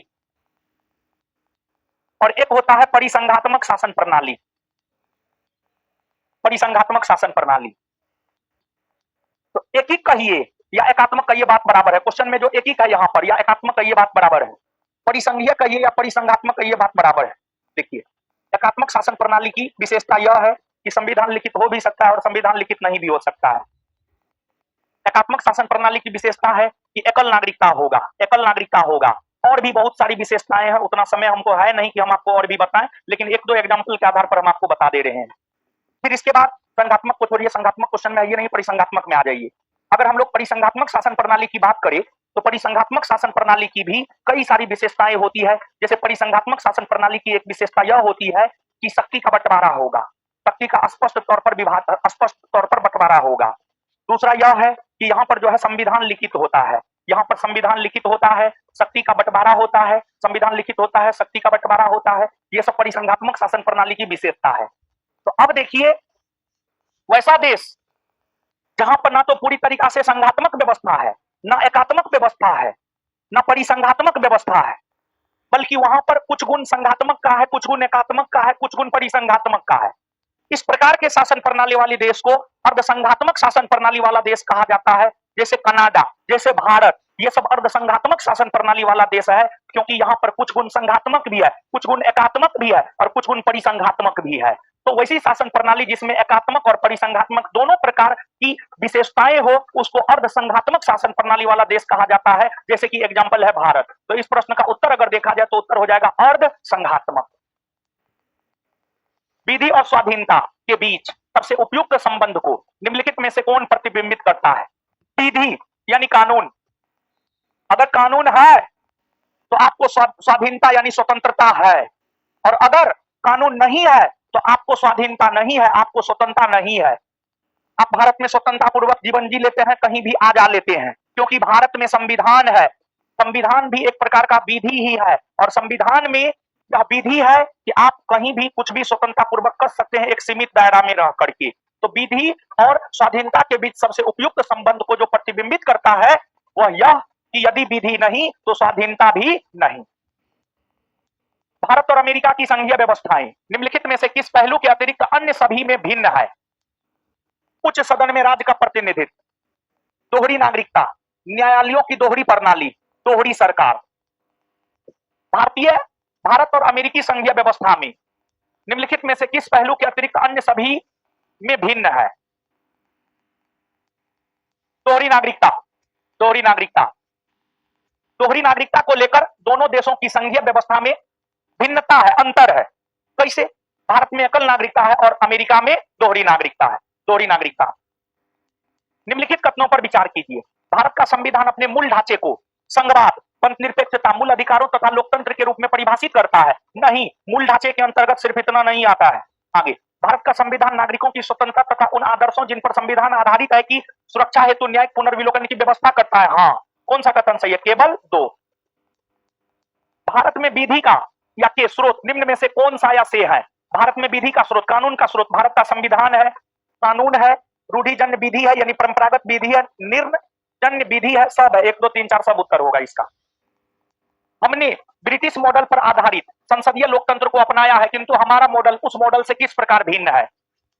जहां तक विधि निर्माण का संबंध है, ब्रिटिश संसद सर्वोपरि है अथवा संप्रभु है। हाँ, किंतु भारत में संसद की विधि निर्माण की शक्ति परिसीमित है। हाँ, भारत में संसद की विधि निर्माण की शक्ति परिसीमित है।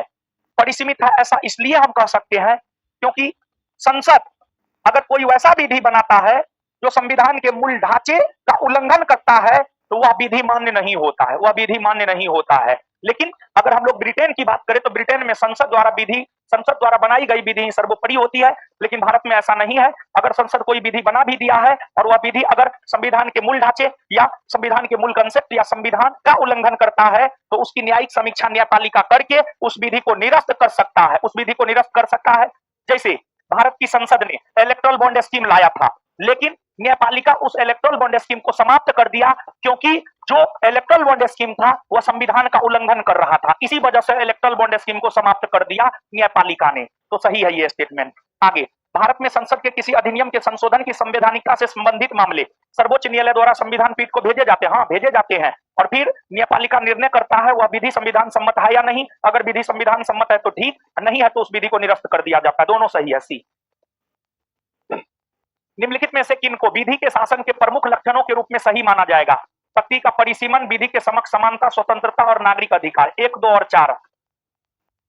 51, भारतीय राजनीतिक व्यवस्था की प्रकृति में निरंतरता एवं परिवर्तन के तत्व मूर्त रूप में पाए जाते हैं। हाँ, कारण भारतीय राजनीतिक व्यवस्था में निम्न राजनीतिक कार्यशैलियों जैसे आधुनिक शैली, परंपरागत शैली, संत शैली के तत्व समाहित है। भारतीय राजनीतिक व्यवस्था में निम्न राजनीतिक कार्यशैली जैसे आधुनिक शैली, परंपरागत शैली, संत शैली के तत्व समाहित है। यही कारण है कि राजनीतिक व्यवस्था की प्रकृति में निरंतरता एवं परिवर्तन के तत्व मूर्त रूप में पाए जाते हैं। मतलब दोनों स्टेटमेंट सही है और व्याख्या भी सही है। भारत में संघवादिता व्यवहारिक नहीं है। हाँ, सही बात है। सॉरी, नहीं है। हाँ, सही बात है। भारत एक संघीय राज्य है। नहीं, भारत एक अर्ध संघीय राज्य है। ए सही है परंतु आर गलत है। ठीक तो है? क्या दिक्कत है? संघीय राज्य नहीं है। नहीं है। ओ, एक मिनट, एक मिनट। भारत एक संघीय राज्य नहीं है। हाँ, सही तो है। भारत एक भारत एक संघीय राज्य नहीं है। भारत एक संघीय राज्य नहीं है, बल्कि भारत राज्यों का संघ है। राज्यों का संघ है। सही है, व्याख्या नहीं है। आगे आइए। क्या संसद भारतीय संविधान की प्रस्तावना में संशोधन कर सकती है? संसद उद्देशिका को संशोधित कर सकती है। हाँ, संसद उद्देशिका को परिवर्तित नहीं कर सकती है। गलत है। उस भाग को संशोधित नहीं किया जा सकता, मूल ढांचे से संबंधित है। सही है। 1 और 3 सही है। प्रस्तावना से संबंधित निम्नलिखित में से कौन से कथन गलत है? नीचे दिए गए कुछ से सही उत्तर का चयन कीजिए। पहला, सज्जन सिंह मामले में सुप्रीम कोर्ट ने माना कि प्रस्तावना संविधान निर्माताओं के दिमाग की कुंजी है। गलत है। बेरुवारी मामले में सुप्रीम कोर्ट ने कहा कि प्रस्तावना में गहन विचार विमर्श की छाप थी, सटीकता से चिन्हित थी और संविधान के निर्माताओं ने इसे महत्व दिया। गलत है ये भी। गोलकनाथ मामले में यह देखा गया कि प्रस्तावना संविधान की आत्मा शाश्वत और अपरिवर्तनीय थी। सही है। केशवानंद भारती मामले में न्यायालय ने कहा कि प्रस्तावना न केवल संविधान का बहुत बड़ा हिस्सा है, बल्कि अत्यंत महत्वपूर्ण, और संविधान को प्रस्तावना में व्यक्त भव्य और महान दृष्टि के प्रकाश में पढ़ा और व्याख्या किया जाना चाहिए। सी और डी दोनों सही है। 1 और 2 गलत है। गलत उत्तर का चयन कीजिए। ए और बी दोनों गलत है। आंसर डी होगा। भारत के संविधान की प्रस्तावना में शब्द सोशलिस्ट यानी समाजवादी, सेक्युलर, धर्मनिरपेक्ष शब्द की संविधान संशोधन द्वारा जोड़ा गया है। 42वां संविधान संशोधन 1976। निम्न में से कौन सा कथन सही है? प्रस्तावना को संसद द्वारा केवल एक वस्तुनिष्ठ प्रस्ताव द्वारा संशोधित किया जा सकता है। प्रस्तावना संविधान का हिस्सा और मूल संरचना के अलावा संशोधित किया जा सकता है। प्रस्तावना संविधान का हिस्सा नहीं है, तो सीधे गलत हो जाएगा। बी नंबर सही होगा। इस मामले में उच्चतम न्यायालय ने यह धारण किया कि प्रस्तावना संविधान का भाग नहीं है। बेरुवारी बात। भारत के संविधान की प्रस्तावना के अनुसार निम्नलिखित में से कौन सा शब्द शामिल नहीं है? अगर एडजेक्ट जाइएगा तो समानता शब्द नहीं है, बल्कि समानता की जगह समता शब्द है। संविधान की प्रस्तावना के शब्दों का सही क्रम बताए थे ना, SSPLG, संप्रभुत्व, संपन्न, समाजवादी, पंथ निरपेक्ष, लोकतांत्रिक, गणराज्य। क्या होगा? डी। भारतीय संविधान के किस भाग या भागों में आर्थिक न्याय को संविधान का लक्ष्य घोषित किया गया है? देखिए, आर्थिक न्याय की बात एक तो प्रस्तावना में की गई है और दूसरा राज्य के नीति निर्देशक तत्व में की गई है। राज्य के नीति निर्देशक तत्व के अंतर्गत अनुच्छेद 39 में आर्थिक न्याय की बात की गई है। अनुच्छेद 39 में कैसे हम कह सकते हैं आर्थिक न्याय की बात की गई है? अनुच्छेद 39 में इस रूप में हम कह सकते हैं आर्थिक न्याय की बात की गई है, क्योंकि अनुच्छेद 39 को जब आप पढ़िएगा तो अनुच्छेद 39 कहता है कि स्त्री और पुरुष दोनों को काम करने का समान अवसर मिले। इतना ही नहीं, बल्कि समान काम के लिए समान वेतन मिले। जब समान काम के लिए समान वेतन मिलेगा तो स्वाभाविक सी बात है आर्थिक न्याय की बात की जा रही है। तो प्रस्तावना और राज्य के नीति निर्देशक तत्व तो दोनों में आर्थिक न्याय की बात की गई है। तो उत्तर हो जाएगा प्रस्तावना और राज्य के नीति निर्देशक तत्व। भारतीय संविधान की प्रस्तावना में जिन आदर्शों एवं उद्देश्यों की रूपरेखा दी गई है उनकी आगे व्याख्या है। उनकी आगे व्याख्या अगर देखा जाए तो उनकी आगे व्याख्या मूल अधिकार में है, राज्य के नीति निर्देशक तत्व में है, मूल कर्तव्य में है। अब कहिएगा कैसे? सुनिए, समझिए, देखिए। मूल अधिकार, प्रस्तावना में स्वतंत्रता की बात है। हाँ है। मूल अधिकार की चर्चा अनुच्छेद 12 से अनुच्छेद 35, अनुच्छेद 12 से अनुच्छेद 35 के अंतर्गत 6 प्रकार के मूल अधिकार है। उसमें स्वतंत्रता का अधिकार है और उसमें एगो धार्मिक स्वतंत्रता का अधिकार है। तो अनुच्छेद 19 में विचार एवं अभिव्यक्ति की स्वतंत्रता है, अनुच्छेद 25 में धार्मिक स्वतंत्रता है। तो प्रस्तावना में भी धार्मिक स्वतंत्रता और विचार एवं अभिव्यक्ति की स्वतंत्रता की बात है, और मूल अधिकार में भी 12 से 35 के बीच में, 19 से 22 के बीच में स्वतंत्रता की बात है, 25 से 28 के बीच में धार्मिक स्वतंत्रता की बात है। तो मूल अधिकार में जो बात है वो आगे चल करके व्याख्यान रूप से प्रस्तावना में जो स्वतंत्रता की बात है वो आगे चल करके मूल अधिकार में भी है। इसके बाद राज्य के नीति निर्देशक तत्व। एक बात बताइएगा आप हमको, प्रस्तावना की अगर हम लोग बात करें तो प्रस्तावना में सामाजिक आर्थिक राजनीतिक न्याय की बात है, हाँ है। प्रस्तावना में सामाजिक आर्थिक राजनीतिक न्याय की बात है। और अगर आप राज्य के नीति निर्देशक तत्व को पढ़िएगा तो उसका उद्देश्य क्या है? सामाजिक आर्थिक राजनीतिक न्याय देना ही राज्य के नीति निर्देशक तत्व का उद्देश्य है। और सामाजिक आर्थिक राजनीतिक न्याय के जरिए लोक कल्याणकारी राज्य की स्थापना करना राज्य के नीति निर्देशक तत्व का मूल उद्देश्य है। तो ये भी है। और फिर इसके अलावा जो है प्रस्तावना में बंधुता बढ़ाने की बात की गई है। आप 11 मौलिक कर्तव्य में पढ़िएगा तो उसमें एक मौलिक कर्तव्य है बंधुता बढ़ाने की बात है। यानी कहने का मतलब ये हुआ कि प्रस्तावना में जिन आदर्शों एवं उद्देश्यों की रूपरेखा दी गई है उनकी आगे व्याख्या मूल अधिकार में है, राज्य के नीति निर्देशक तत्व में और मौलिक कर्तव्य में है। हमने सदैव यह कहा है कि हमारा समाजवाद अपने ढंग का है, हम उन्हीं क्षेत्रों में राष्ट्रीयकरण करेंगे जिनमें हम आवश्यकता समझते हैं। यह इंदिरा गांधी के द्वारा दिया गया स्टेटमेंट है। निम्नलिखित में से कौन सी भारतीय संविधान की एक मुख्य विशेषता नहीं है? सबसे लंबा लिखित संविधान है, दोहरी नागरिकता नहीं है, भारत में एकल नागरिकता है। भारत के संविधान में इस संशोधन ने भारत के वर्णन को एक संप्रभु लोकतांत्रिक गणराज्य से संप्रभु समाजवादी धर्मनिरपेक्ष लोकतांत्रिक गणराज्य में बदल दिया और साथ ही राष्ट्रीय एकता शब्द को राष्ट्रीय एकता और अखंडता में बदल दिया। बताइए क्या होगा? 42वां संविधान संशोधन 1976। भारतीय संविधान केवल सरकार के लोकतांत्रिक रूप की कल्पना नहीं करता है बल्कि एक लोकतांत्रिक समाज की भी कल्पना करता है, क्योंकि यह इसकी विचारधारा से ओतप्रोत है। न्याय, स्वतंत्रता, समानता, भाईचारा सब 1 2 3 4 सब गणतंत्र होता है। देखिए बाबू एक बात जानिए, गणतंत्र या गणराज्य उस देश या उस राज्य को कहा जाता है जिसका राष्ट्राध्यक्ष वंशानुगत न होकर निर्वाचित होता हो। अगर हम लोग भारत की बात करें तो भारत के जो राष्ट्राध्यक्ष होते हैं वो राष्ट्रपति होते हैं, राष्ट्रपति वंशानुगत नहीं होते हैं। अगर राष्ट्रपति वंशानुगत होते तो राजेंद्र प्रसाद का ही बेटा पोता सब जो है राष्ट्रपति होता, लेकिन वैसा है नहीं।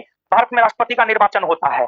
तो भारत में राष्ट्रपति राष्ट्राध्यक्ष होते हैं, उनका निर्वाचन होता है। इसी वजह से भारत को एक गणराज्य भी कहा जा सकता है। तो गणराज्य या गणतंत्र उस देश को कहा जाता है जहां के राष्ट्राध्यक्ष वंशानुगत नहीं होकर बल्कि निर्वाचित होते हैं। बताइए उत्तर क्या होगा? किसने भारतीय संविधान की प्रस्तावना को भारतीय संविधान की राजनीतिक कुंडली के रूप में वर्णित किया है? कन्हैयालाल मानिकलाल मुंशी। यह कथन किसने दिया है कि प्रस्तावना हमारे संप्रभु लोकतांत्रिक गणराज्य का कुंडली है? के एम मुंशी। निम्नलिखित में से कौन सा कथन प्रस्तावना के बारे में सत्य नहीं है? मतलब असत्य है, मतलब गलत है। प्रस्तावना संविधान का हिस्सा है, सही है। प्रस्तावना ना तो विधायिका की शक्ति का स्रोत है और ना ही विधायिका की शक्तियों पर प्रतिबंध लगाता है, सही। ये सॉरी, प्रस्तावना ना तो विधायिका की शक्ति का स्रोत है ना ही गलत है ये। यह न्यायोचित नहीं है, सही है। इसका प्रावधान न्यायालयों में लागू किया जा सकता है। एक मिनट रुकिए हो, गलत है। प्रस्तावना संविधान का हिस्सा है, ये सही है। प्रस्तावना ना तो विधायिका का शक्ति है, हाँ, और ना ही विधायिकी की शक्ति पर प्रतिबंध लगाता है, सही है। यह न्यायोचित नहीं है, सही है। इसका प्रावधान न्यायालयों में लागू किया जा सकता, नहीं लागू किया जा सकता, इसीलिए तो कहा जाता परिवर्तनीय नहीं है। तो कौन गलत है? D number. प्रस्तावना के संबंध में निम्नलिखित में से कौन सा कथन सही है? यह न्यायालय में परिवर्तनीय नहीं है, सही है। सर्वोच्च न्यायालय ने हाल ही में फैसला दिया है कि यह संविधान का हिस्सा नहीं है, गलत है। फैसला दिया है कि संविधान का हिस्सा है। इसमें 2 बार संशोधन किया गया, नहीं 1 बार। आंसर ये होगा। निम्नलिखित में से कौन सी भारतीय संविधान की एक प्रमुख विशेषता नहीं है? सामंतशाही को प्रोत्साहन देना। किसने सांप्रदायिक सद्भाव को बढ़ावा देने और राष्ट्रीय एकता को बनाए रखने में सर्वाधिक मदद की है? धर्मनिरपेक्षता। निम्नलिखित में से किस विशेषता के अनुसार भारत की जनता को अपने प्रतिनिधियों के निर्वाचन में प्रत्यक्ष भूमिका है? सरकार का संसदीय स्वरूप। और सरकार का संसदीय स्वरूप होने की वजह से संसद का 2 सदन है, एक लोकसभा और एक राज्यसभा।